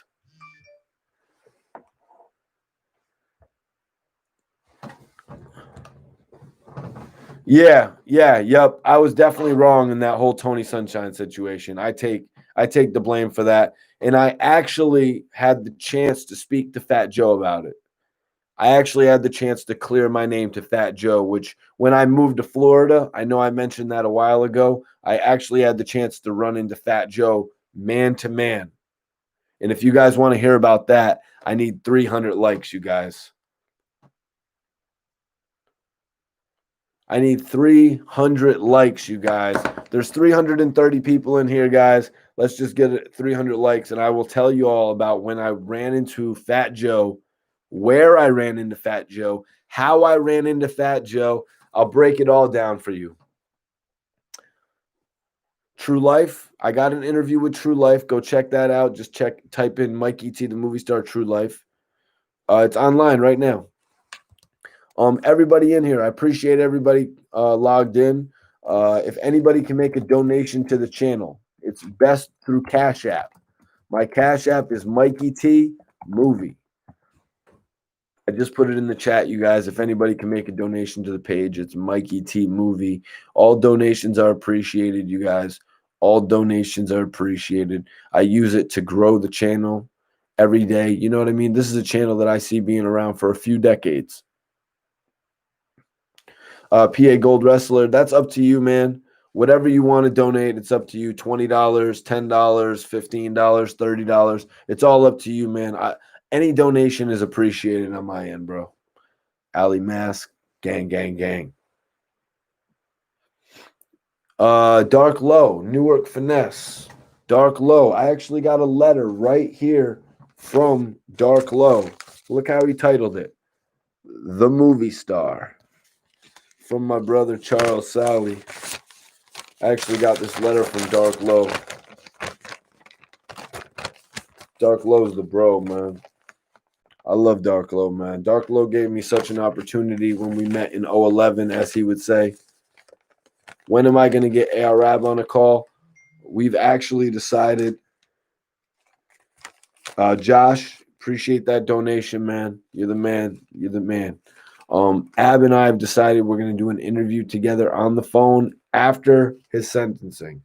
So y'all can stay tuned for that. His sentencing is scheduled for 20 days. Dark Low said you was a real one. Yo, Dark Low and I have been close associates since 2011 when I was introduced to him through a couple of artists that I've worked with over the years, Tone Trump and G.I. the General. Do a Sue Surf interview. I've actually done 2 interviews with Sue Surf. Do I know Hollywood Fergie from Connecticut? Oh, of course I know Hollywood Fergie from Connecticut, man. Hollywood Fergie is the homie. Uh, do I know Hollywood Fergie?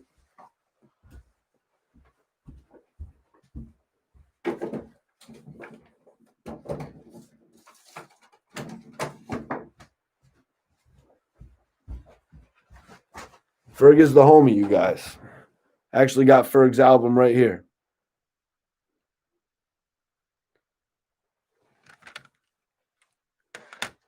Ali Mask. Yeah, maybe I will re-upload the full interview with Sue Surf. Pete Powers, sincere. Hit me on the gram. We can make that happen at Mikey T _ the movie star.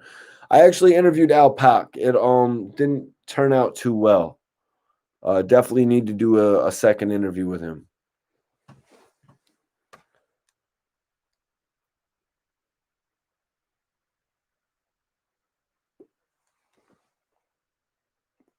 Yeah, I do like Surf's music. I do like Surf's music.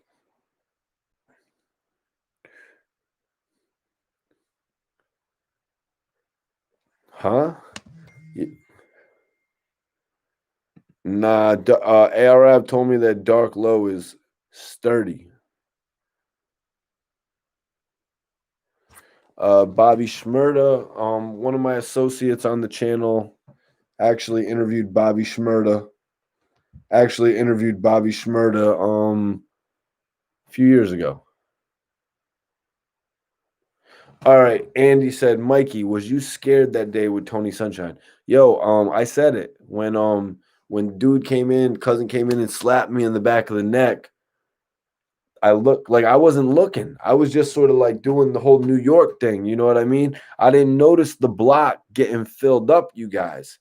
So after dude slapped me in the neck, I looked over and I seen the whole block filled up.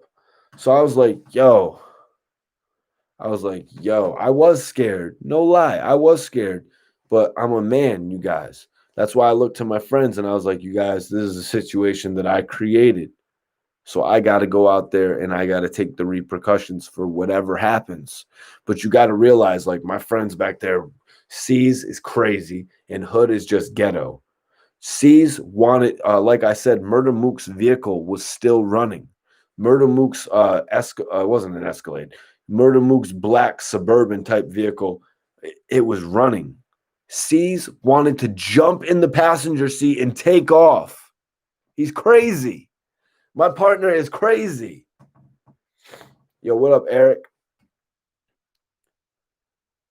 Yo, yup. You say some risky stuff, you getting put in timeout on my channel. You're not a man. You're a movie star. No suburban. Yep.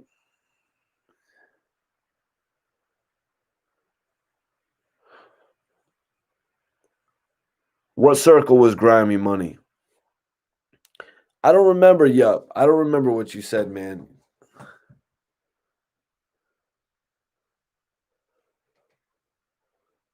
Oh, what was the question you asked?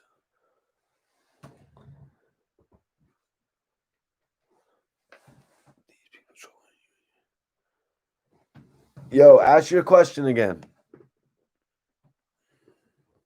D Minds, love the content. I appreciate that, man. Oh, well, then you must have said something else, bro. No crazy Bridgeport stories. My bad, bro. My bad, bro. Appreciate you for tuning in.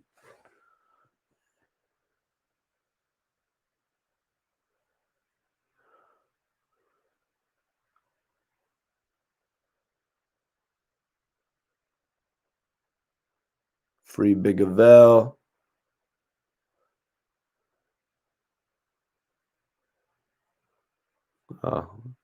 But yeah, Oh, I think somebody was asking me about Hollywood Ferg.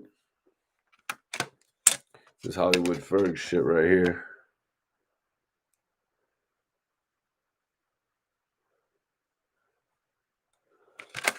Shout out to Massachusetts for real. Yeah, guys, I appreciate everybody tuning in tonight. Y'all is too real for tuning in with me tonight, man. Have I talked to Tony since? Nah, but his management actually like hit me up a few times trying to like work. And I'm just like, yo, stay out of my DMs. You guys, you see what separated me from that, the whole Tony Sunshine thing, is that my career could have been over after that. But after that, my career skyrocketed. You know what I mean? I had major opportunities after that.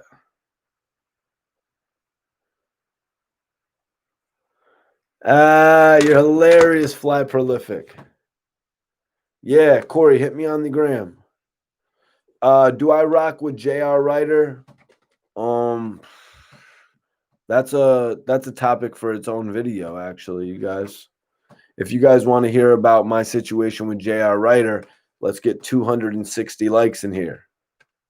West LA, yo, I gotta get out to LA, man. It looks dope out there. Max B is the Northern State Prison. He's not even on PEC. He is a real one. Tease. Yo, guys, let's get 260 likes in here, and I will tell you about my situation with J.R. Ryder. The Young Bulls in Philly. Yeah, you're right, man. I did some work with Pook Papers, SS Rico, Moody. We got 281 people in here, guys. Oh yeah, what's up with Ferg? Ferg's chilling in Connecticut. He's working. I was thinking about doing an exclusive interview with Ferg. This is his project. It's called The Crown, you guys. It's called The Crown.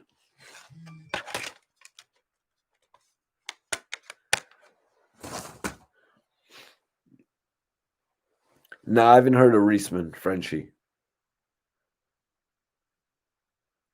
Ha! No, that's not the story, Green Monster. No cap, I was with Bigavilli and Rawway in 2017. Damn, Blanco, for real? I don't know, PA Gold. PA Gold said Johnny Mac's taking over Philly reporting. Yeah, nah, Johnny Mac is definitely doing his thing. You got to support Johnny Mac doing his thing, putting his face on the camera like that, and not listening to any of the haters just trying to come and criticize him just because they're not doing the same thing as him. You need a fade, 0 on the sides, low on the top. Yeah, I'm probably going to go get a cut in a few days. You should interview Johnny Mac. Nah, I'm cool. Well, we'll figure maybe actually, yeah. Maybe I should work with Johnny Mac. That'd actually be cool. Send Johnny Mac a message. Tell him, yo, Mikey T wants to connect with you. I'm from Connecticut. I represent Connecticut. How about OT the Real? I actually met OT the Real. I met OT the Real a few weeks back in Philly, man. Solid dude. Dude actually is really grinding right now for his position.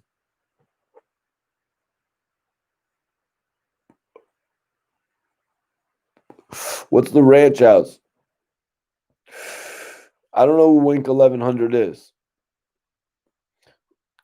What's Sam Foxwoods? What are you talking about? You have Foxwoods right now? If so, bring me some loud. Oh, shit.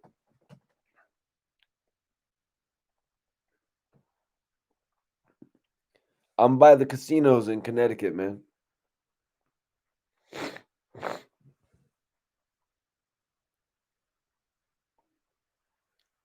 Kingdom, who are you talking about? Who are you talking about? I'm just wondering, who are you? List me a name and I'll tell you why they're solid because I think you're just talking to talk. Oh, no. Wow. Huh.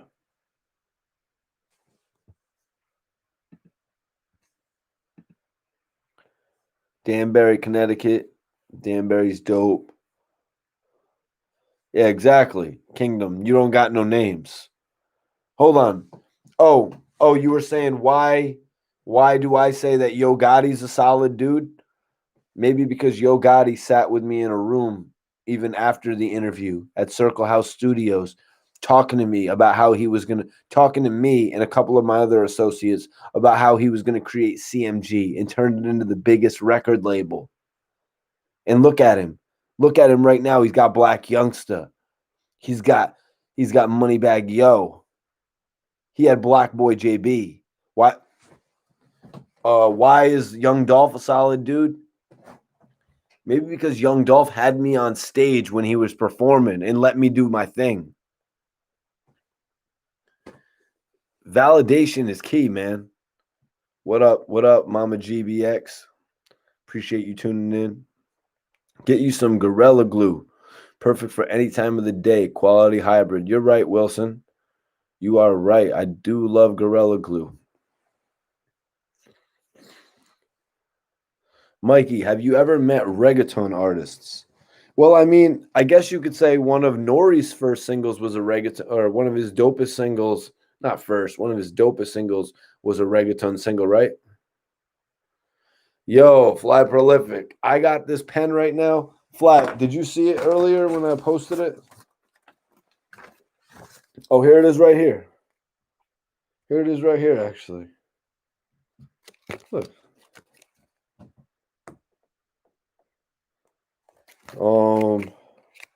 Right there. Bubba Kush. 1017 Roman, you're a real one. I appreciate you tapping in tonight. Yeah, these pens do make you cough a lung up, but you gotta hit it lightly. That's the thing, bro. You a real street. People don't speak on street. I don't know if you were gonna say something out loud, so no, I don't want to just say anything. I'm saying I do cam work, but I also know a lot of people. All right then. All right then. Talking about what I know exactly. That's one thing. Like this is my YouTube channel. Don't come on here and tell my story. Let me come on here and tell my story. Yash, I rocks with what you do. Well, Yash, have you checked out my new interviews? I have a new interview out with I-20 from Disturbing the Peace. Disturbing the Peace. He was most known for the record Move Bitch with Ludacris and Mystical. It was Ludacris featuring Mystical and I-20. I got a new interview out with Millie's from Massachusetts. Fire interview. Yeah, got some new stuff out there. Mike T, I'm from Chicago. I'm rocking with you. I really appreciate Chicago being tuned in with me, man. It's like just getting more followers from each different little city is just amazing. You know, every day getting a new follower from a new city is just that's what keeps this momentum going. Can't go wrong with OG Bubba. No, you can't, man. Like that's why I had to grab like 3 of these pens. I got 4 of these pens right now, you guys. Yashua, but keep it up. Yashua, that's what's up, man. I actually got a cousin named Yashua. E Money Stacks. Shout out Mikey T, the movie star. I remember coming to the Southside Queens filming DVDs. Yeah. Yeah. I wasn't scared to come to Queens back in the day. They're legal in Massachusetts. Aiden, I appreciate you tapping in, man. Appreciate your viewership. Really do. If you could go check out a few of my interviews, maybe you could get a little bit more in tune with the brand. Let me put your logo on a hood or something. Mario, hit me on Instagram. Hit me on Instagram, Mario. Mikey T _ the movie star. We could figure something out. We can do it. Andy Diaz, thanks for tuning in, man. Yeah, Mario. I just put my Instagram in there. All right, Mario. I'll get back to you probably in the morning after this live. Michael Rappaport is my dad. That's my pops. Aiden, who am I? My name is Mikey T, the movie star. I do video interviews. I've done interviews with some of the dopest rappers in the game: Rick Ross, Lil Wayne, Yo Gotti. You know what I'm saying? I've worked with some of the biggest situations in the game. Like I was working with Scott Storch. I was working at Circle House. Circle House Studios is a recording studio that has housed G Unit. It has housed the early days of Cash Money. You know what I mean? I've had a lot of things that I've done in this game. You know what I mean? Shiz says, I like your content. I appreciate you, man. I appreciate you for liking my content. Kingdom, it's all good, man. I like to see somebody who can come in, not necessarily understand what I'm doing, but then have a bit of a respect for what I'm doing. So if you want to just keep up with the content that I'm doing, that would be dope. I'll sub back to your channel as well, man. Reading. I actually just did an interview with OTH in Reading. I was out in Reading. I don't know Andy Diaz. I was just BSing about that Michael Rapport stuff. I have fun with these guys. I have fun sometimes here on the live. You got to be from somewhere. I am from Connecticut.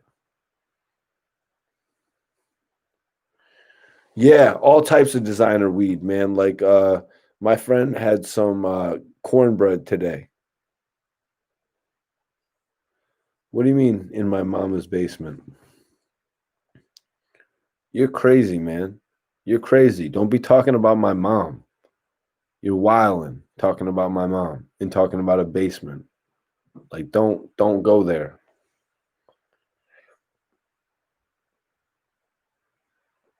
Sixth Ward, New Orleans. I actually just did an interview with Kid. Ninth Ward. New Haven, CT, salute. That's dope. Yeah, for real. Don't. It's not cool when you talk about family. Like, come on, we're on here to talk about hip hop, you guys. You know what I mean? Let's keep it respectable. Sixth Ward, Reading. Flat Prolific, you are the man. Yo, where are you from, Flat Prolific, bro? It's always better, you guys. It's always better to donate by Cash App because then the money is received immediately. Brooklyn, that's lit, man. Donate by Cash App. It's Mikey T Movie, you guys.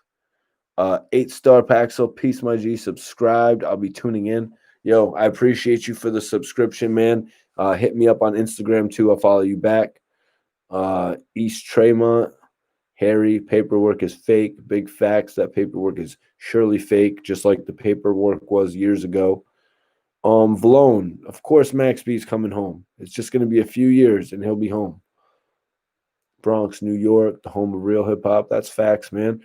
New York is definitely, the home of hip hop. Philly is one of my favorite places in hip hop, though, you guys. Like, people give me a lot of crap when I say that Philly is the mecca of hip hop, but it's really just the way I feel. I never had an easier time connecting with artists than when I was in Philly. And guys, I've been in Miami. I've lived in Miami. I've done work in Atlanta, and I've done a lot of work in New York. So Philly is just my personal favorite. Bigavelli told, man. No, Bigavelli didn't tell. Just because Bigavelli had to have conversations with the police because he was on parole doesn't mean he told. Just because Max B told the police to meet him for an interview at the park doesn't mean he told, if that's even where it was. I don't remember Max. I remember the cops coming to Max B's door, knocking on the door while Max was on the phone with Jim Jones, and he told Jim Jones, yo, the feds are rolling up to my house again. Has anybody else seen that video, or am I the only one? I know someone else has had to have seen that video of Max B being on the phone with Jim Jones when the feds rolled up. Abs looking at 15 piece. What's he thinking he's getting? Thank you, Eric. Max B was in a situation where the cops could come and talk to him at their beck and call. Anytime that the police wanted to talk to Max B, he was right there.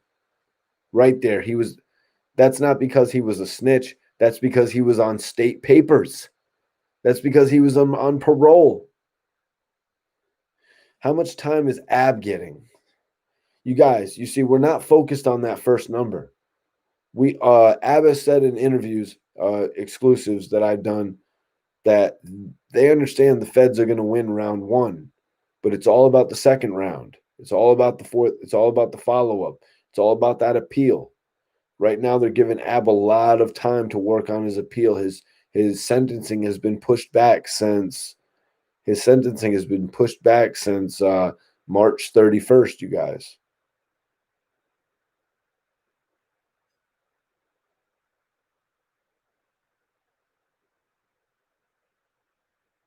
Philly is where hardcore hip hop originated. Yo, root of all evil. Listen, when you are on parole and the cops can come meet up with you at any time and take you away from your family, the man was on a $2 million parole. He was on a $2 million bail. The cops had any type of access to him that they wanted. If they needed to talk to him about anything, they could come and see him at any hour of the day. You got to believe that when you're released on a $2 million bail, that there are special restrictions with that. Yeah, Ab's going to win the war. Stick Flare says, where's that video you're talking about? Yo, come on, go search for the video online. Like, there's a lot of stuff that's been taken off the internet, though. But if you're really a real fan and you really lived through it like I have, which is why I'm here talking, I think Gully TV was in jail when this stuff was happening. You guys, he is misreporting because he was in jail when this crap was going on. He doesn't know. That's what makes me sick about it. That's what makes me had to get on here and report about this. You think I want to jump on here and report about this nonsense about Max B? I would be doing it already. I would have been doing it already every single day if I really wanted to do that. No, when I gotta read people talking all that crap about Max, that's why I'm on this live tonight. I think Gully is worried you're going to turn into another Vlad. You know, I'm just working hard on my interviews. You know what I mean? But also, I'm working hard on putting my face out here now. It's no more standing in the back. If I would have acted more accordingly, like I was talking earlier, I would have been in position on $1 million worth of game with Gilly the Kid and Wallow and White Girl. I would have been in position right now if I would have just acted first. I would have actually, never mind. I would have been in that position before Dev Nasty. Dirty Cop, Jordan Flower, you're hilarious. Oh, Hip Hop Now. Hip Hop Now is gonna go and like cut and paste everything I said about him and like use it in a video because like he's a loser. But you know the thing is, when Gully TV responds about me in a video, I'm ready with a follow-up. I'm ready with a follow-up. I'm ready with a follow-up. Believe me, I got stuff in the stash still sitting. I got stuff in the stash still sitting. Like I just told you guys, I'm ready to film the Queen's Flip video. Queen's Flip puts Gully TV on blast. Yo, am I tuned in with battle rap? Yes, I'm tuned in with battle rap. Heavily tuned in with battle rap. But but yo, just know that as soon as Gully makes another video of me, I'm ready. As soon as Smurf does something, I'm ready. You know what I mean? I got no chill. I didn't and first of all, whoever that guy is, Hip Hop Now, get out of here. You probably got no fans.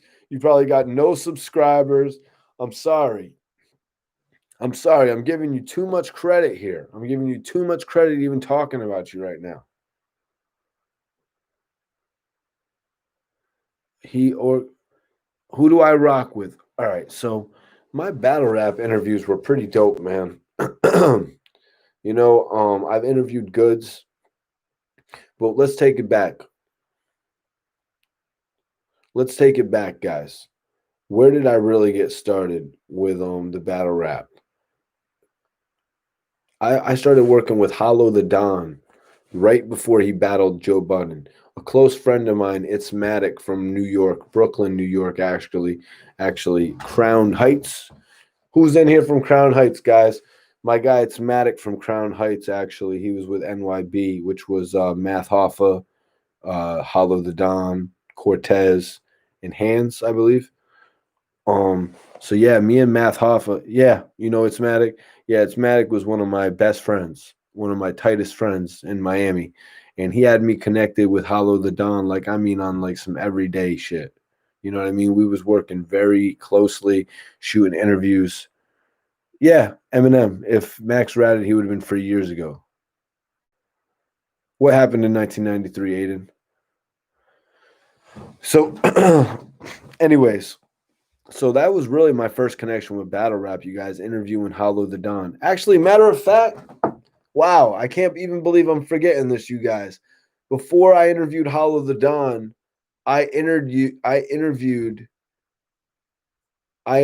Head Ice. I actually interviewed Head Ice before I interviewed Hollow the Don. Um,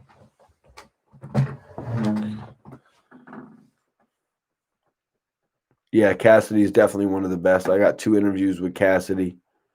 At this point. Cassidy just dropped a new project. I'm looking at reconnecting. While Gully TV and No Name Hip Hop are gonna diss me, I'm focusing on my next interviews with Cassidy. You know what I mean? I'm focusing on that. Head Ice is a legend. Yeah, for real.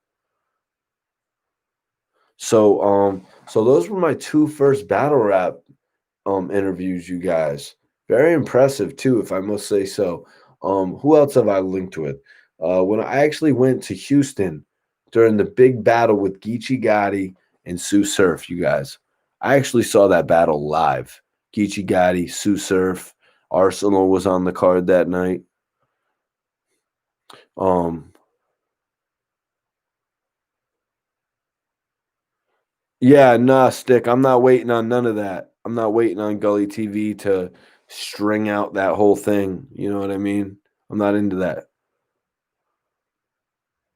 Show off. Send me some of his work on the ground, bro.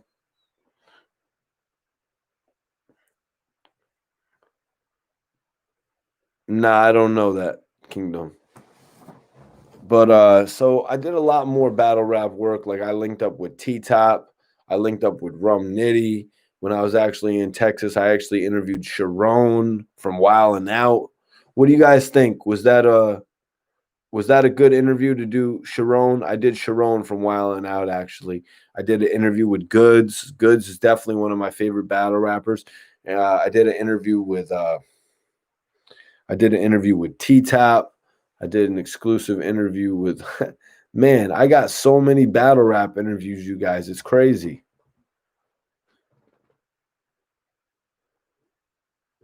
Yeah. Yeah, Eminem. A lot of people here haven't been charged with 4 felonies like me. You know what I mean? And actually beat them. You know what I mean? Why would your own brother say you're a rat? Come up with paperwork. Yo, Stick, there is a lot of situations surrounding Maxby's case with his brother, man. A lot. And unless you've been following it since the beginning, you would know that Maxby and his brother were sentenced together to very similar time frames.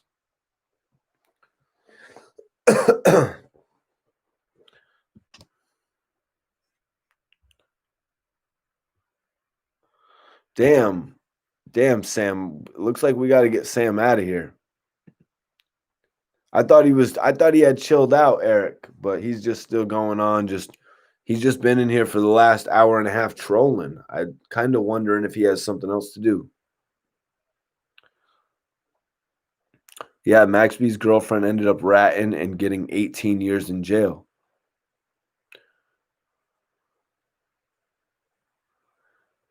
Cold, dirty bastard in the building.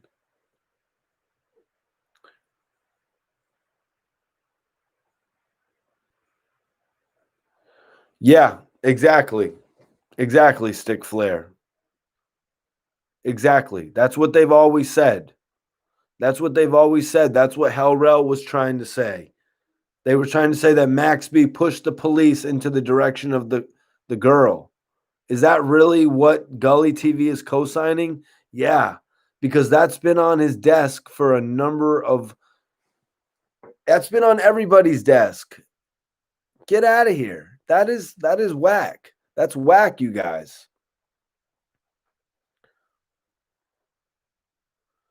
PA Gold, I don't really want to talk about that. Maybe if you hit me with a substantial Cash App. If you hit me with that substantial Cash App. If anybody wants to donate by Cash App. Cash App, Mikey T, movie. Cash App, Mikey T movie, you guys, if y'all want to show love to the channel. I appreciate anybody who makes a donation. And PA Gold, I got you. Send me a little something on the Cash App. I'll definitely tell you about what my felonies were. But no, Cameron, Maxby is definitely not a rat. They're going with this old narrative.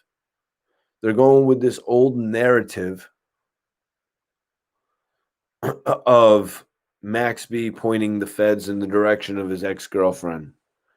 When in reality, the reality of the situation is, you guys, this makes me realize what the reality of the situation is that Maxby was innocent the whole time. Because Maxby had called that girl up, the ex-girlfriend. Many of you guys might not know the actual story, but this girl was in love with Maxby. Maxby had started partaking with her in an illegal street activity that I'm not really going to get into right now. Maxby used her up a little bit, ditched her. She went on trying to, she was turned out. You guys. And then she tried to involve Max with this lick that turned into something worse. So Max B on parole. Now I'm explaining this all because I witnessed it all. Gully TV didn't witness it because he was in jail when it happened. You understand what I'm saying? Gully TV was in jail when all this happened. Militant. It's money sign Mikey T movie. You should see a guy with like a suit pop up in the Cash App. Cash App donations to Mikey T movie. Guys, so I'm basically breaking down this whole situation for you. It's kind of blatant that Max B is innocent at this point. The feds came to Max B. The cops came to Max B. They asked him about his ex-girlfriend. He didn't know what she'd been involved with. He told the cops where to find the ex-girlfriend, who he didn't know what she was doing at all. And she just so happened to be involved in this. So how does that make Max B a snitch? Get it right.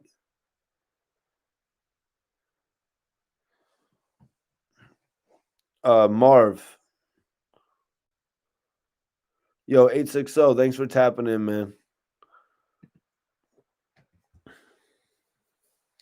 No, basically what that means is what I just said discredits everything that Gully TV said, because this story has been sitting around for years. Gully even said it's been sitting on his table, this story about how Max B pushed the cops towards his ex-girlfriend. Let's just say that makes Max B innocent. The narrative is that Max B told the cops where his ex-girlfriend lived. No, Max was just like, yo, that girl is like, I don't know that girl. That girl's over in this projects. I don't know her. Get out of here. I'm going to film a music video. The Wave God. Ha ha. This jacket right here is one of my favorite jackets. This shit is Calvin Klein. This shit is Calvin Klein. Let me know. Let me know when you, because I know a lot of busters out there with jean jackets, right? There's a lot of busters out there with jean jackets, but is it Calvin Klein? Is that, guys, somebody tell me, that's Calvin Klein, right?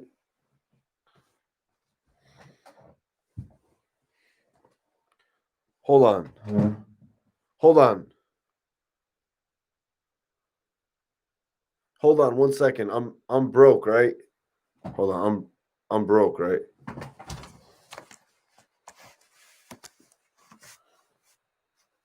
Draws. Draws to match. But I'm broke, right? Yeah.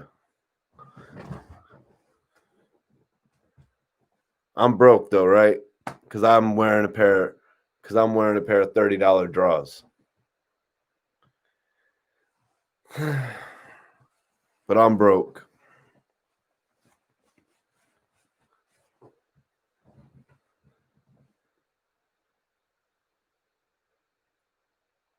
No, I'm just saying, like, dudes is like trying to come off on me. You know what I mean?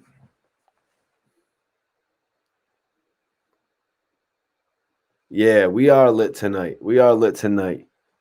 We is lit tonight, you guys. For everyone just tuning in, I kind of just went into a whole spiel about how Max B is not a snitch. According to the comments, everyone who goes live is broke. No, everybody who buys a new gold jacket, a new gold Bulls jacket to go live is a buster, though. When you buy some new clothes just to go live, that's buster shit right there, you guys. When you come on here and you're like, yo, I want to go live and I want to touch the people, that's real. You know what I mean? It doesn't matter what you're wearing. You know what I mean? If you're wearing some slow burner gear that a dope ass indie clothing brand sent you, or if you're wearing a white tee, you know what I mean? You don't got to go to the store and buy a $90 jacket just to come and go Joe on a live video. What am I, Diddy? What am I, Diddy or something? You know what I mean? Hold on. That reminds me. Has Gully TV ever met Diddy? Gully TV ever shook Diddy's hand? Has Gully ever shook Diddy's hand? Guys, has Gully TV ever met P. Diddy? Has Gully TV ever had a picture from his interview reposted on Diddy's Instagram account?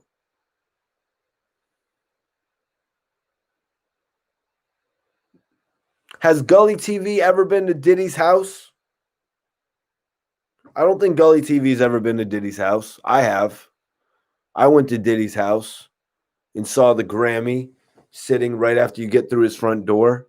The Grammy there in the fucking in the glass, see through. Yeah, experiences like that. Going to Star Island in Miami.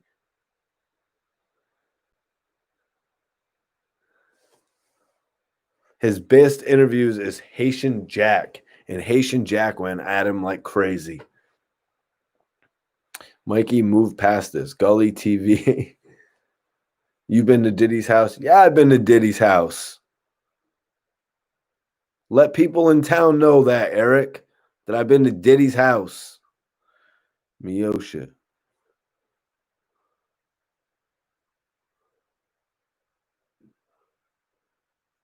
I've met rich, fake. Money don't count when it comes to honor. Bishop, it's not about money when it comes to Diddy. That's not what it's about when it comes to Diddy. Diddy has changed the music industry. Now, I'm just asking the simple question, PA Gold Wrestler. I'm asking the simple question because people want to say that Gully TV's got me beat. I've never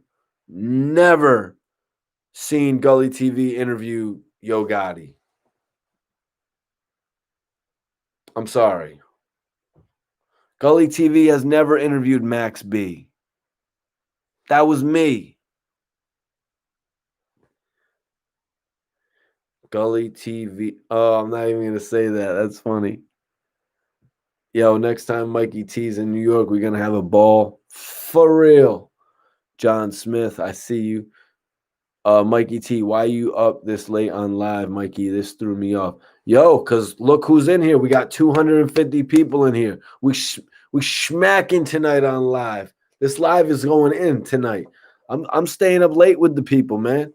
I saw a fraud reporting on his channel. I saw him jump on his channel and try to talk trash. I saw him try to talk trash on his channel. I couldn't watch no more. I jumped on my own live. Why? Because I know Max B. Because I've actually spoke with Max B. Last time I interviewed Max B, he said, Mikey T, man, next time when I get out of here, we're going to enjoy a night on the town and we're going to do a real interview. Why? Because that's the lifestyle that Max B lived. He liked to touch the people like that, you guys. Max B was the type of guy who would go do an interview with somebody, take that interviewer out of his own lifestyle, bring him into his own so he could really interview the artist. That's the type of guy Max B is. The connection that we made even over a phone made him want to go back to that reality that he lived when he was on the streets. And he said, yo, I want to take this guy Mikey T. I want to take him out for a night, show him what my life is really like. And you got this guy who thought up a rap career for himself in jail. He thought up a rap career for it. When his plan A failed, he came up with his plan B, his hip hop plan B. And you guys know where I'm going with this. This guy just tried to make his hip hop career materialize, whereas somebody like me has been out here living it, dreaming it, breathing it since 2009. Yeah, I'm tweaking, John Smith. I am tweaking right now because I'm livid. I'm livid when a guy's going to come on this internet and try to discredit stuff and try to bring up stories from a past that he wasn't even involved in. Guy was locked up when all these stories were getting reported on the internet. Did you say 2009? Yeah, exactly. 2009 is when Max B got locked up, and a lot of this news was coming out on the internet. Like Hell Rel attempting to discredit Max B's name back in 2008. Yeah, how did Max tell? They say Max told because he didn't know what his girlfriend was doing, and he told the cops that they could find his girl over there or something like that.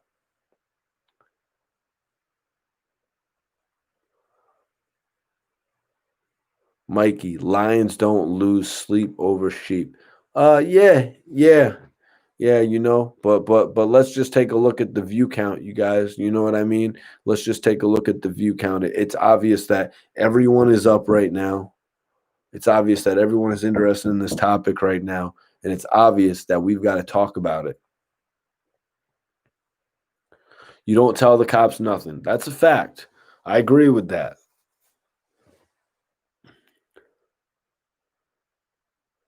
Keyword, he told the cops.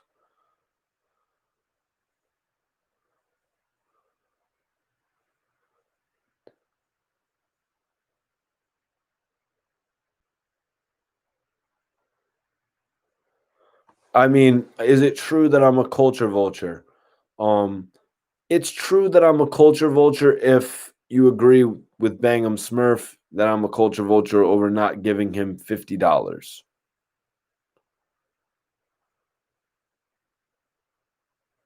Yeah. According to Smurf, I'm a culture vulture because I didn't send him $50.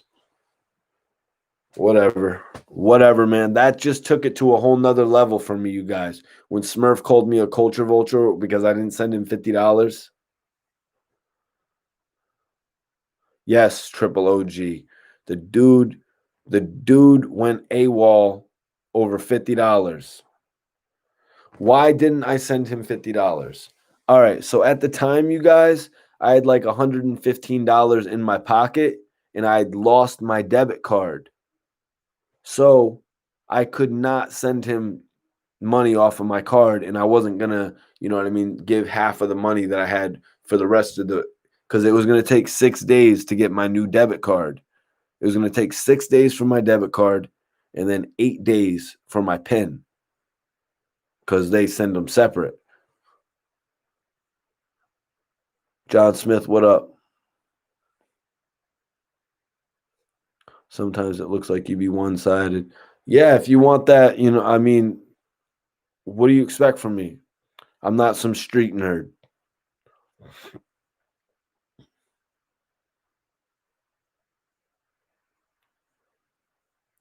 C Dot, I appreciate you watching me for years, man. Your debit card was lost. People who watch should know this. Yeah, Greg, thanks, man. I appreciate you. Um, my debit card got lost, so I didn't have access to all my money. And right now, with everything going on, the banks aren't as open as they usually are. Like the bank that's closest to me, it was closed for a whole week. So if Smurf can't understand that, then to hell with him, man. To hell with him because, well, not really. It's not really, it wasn't really to hell with him over that. It was to hell with him the next day. Why would you need to pay him? Major riff. The thing is, John Smith, you're dropping the ball, cuh. Gully a clip big monkey, flip a kick big monkey. Yo, I don't know why.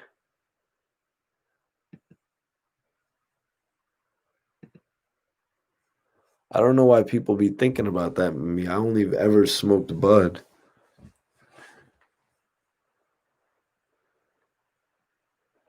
Yeah. Yeah, the Bangum Smurf situation isn't really that deep. You don't understand why he would need $50, Mikey. Why he would need Mikey's $50. Real facts, man. Real facts. The whole thing is like, so Smurf and I had started the podcast, right? Keeping it real podcast. And like obviously the first few months, the first month, you're just trying to drum up revenue. You know what I mean? You're just trying to drum up revenue. So at first I was sending Smurf the little that we made, you know what I mean? Whatever little bit of money that we made at first, I sent it to him. And then the month where we hit a couple hundred, Smurf like was gone. Smurf was like Smurf was out of there. Yeah, Smurf for real.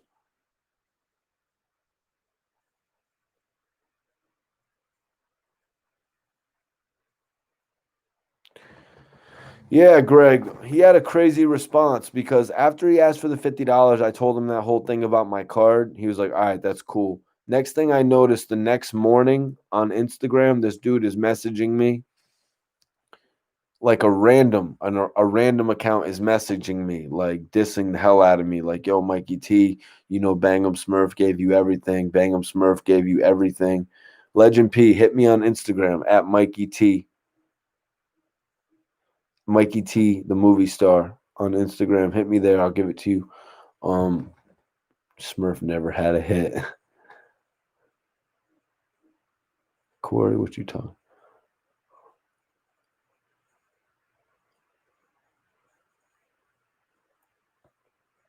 Why couldn't he make his own videos? So anyways, I was saying like it the situation with Smurf is just a real confusing situation, you guys. He just couldn't really wait for the money. And then he had somebody had somebody dissing me on the internet, and then the guy who was dissing me actually said, "And you can't even give Bangum Smurf money. You can't even give Bangum Smurf $50." So I was like, "Is this Bangum Smurf or something?" And then I was just like, "I'm done with this whole situation. I am done with it, you guys. I'm absolutely done with it." But yeah, I'm about to get out of here though tonight, you guys. I appreciate everyone for tapping in. End this on a high note, y'all. We've been going for 2.5 hours. I appreciate all the love.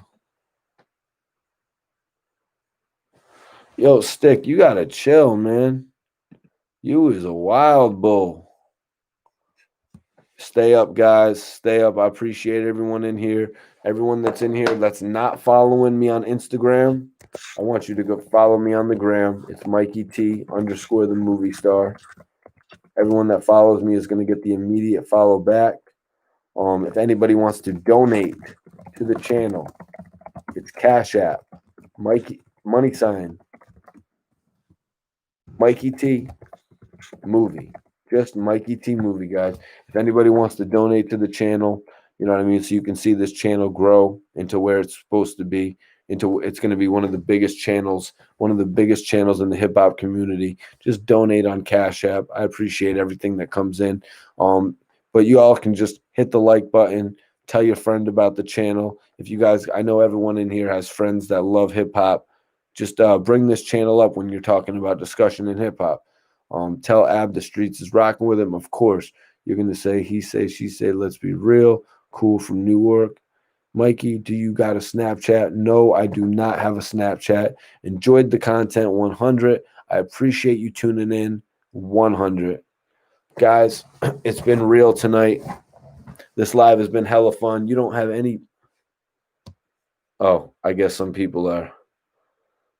That's why I get some people are going in on it in the chat. That's when you know your chat is live, when people are going at it in the chat. Yo, donate. I need that new jean jacket. Mikey T. Yo, John Smith. You keep on flip-flopping, man. I thought you was cool.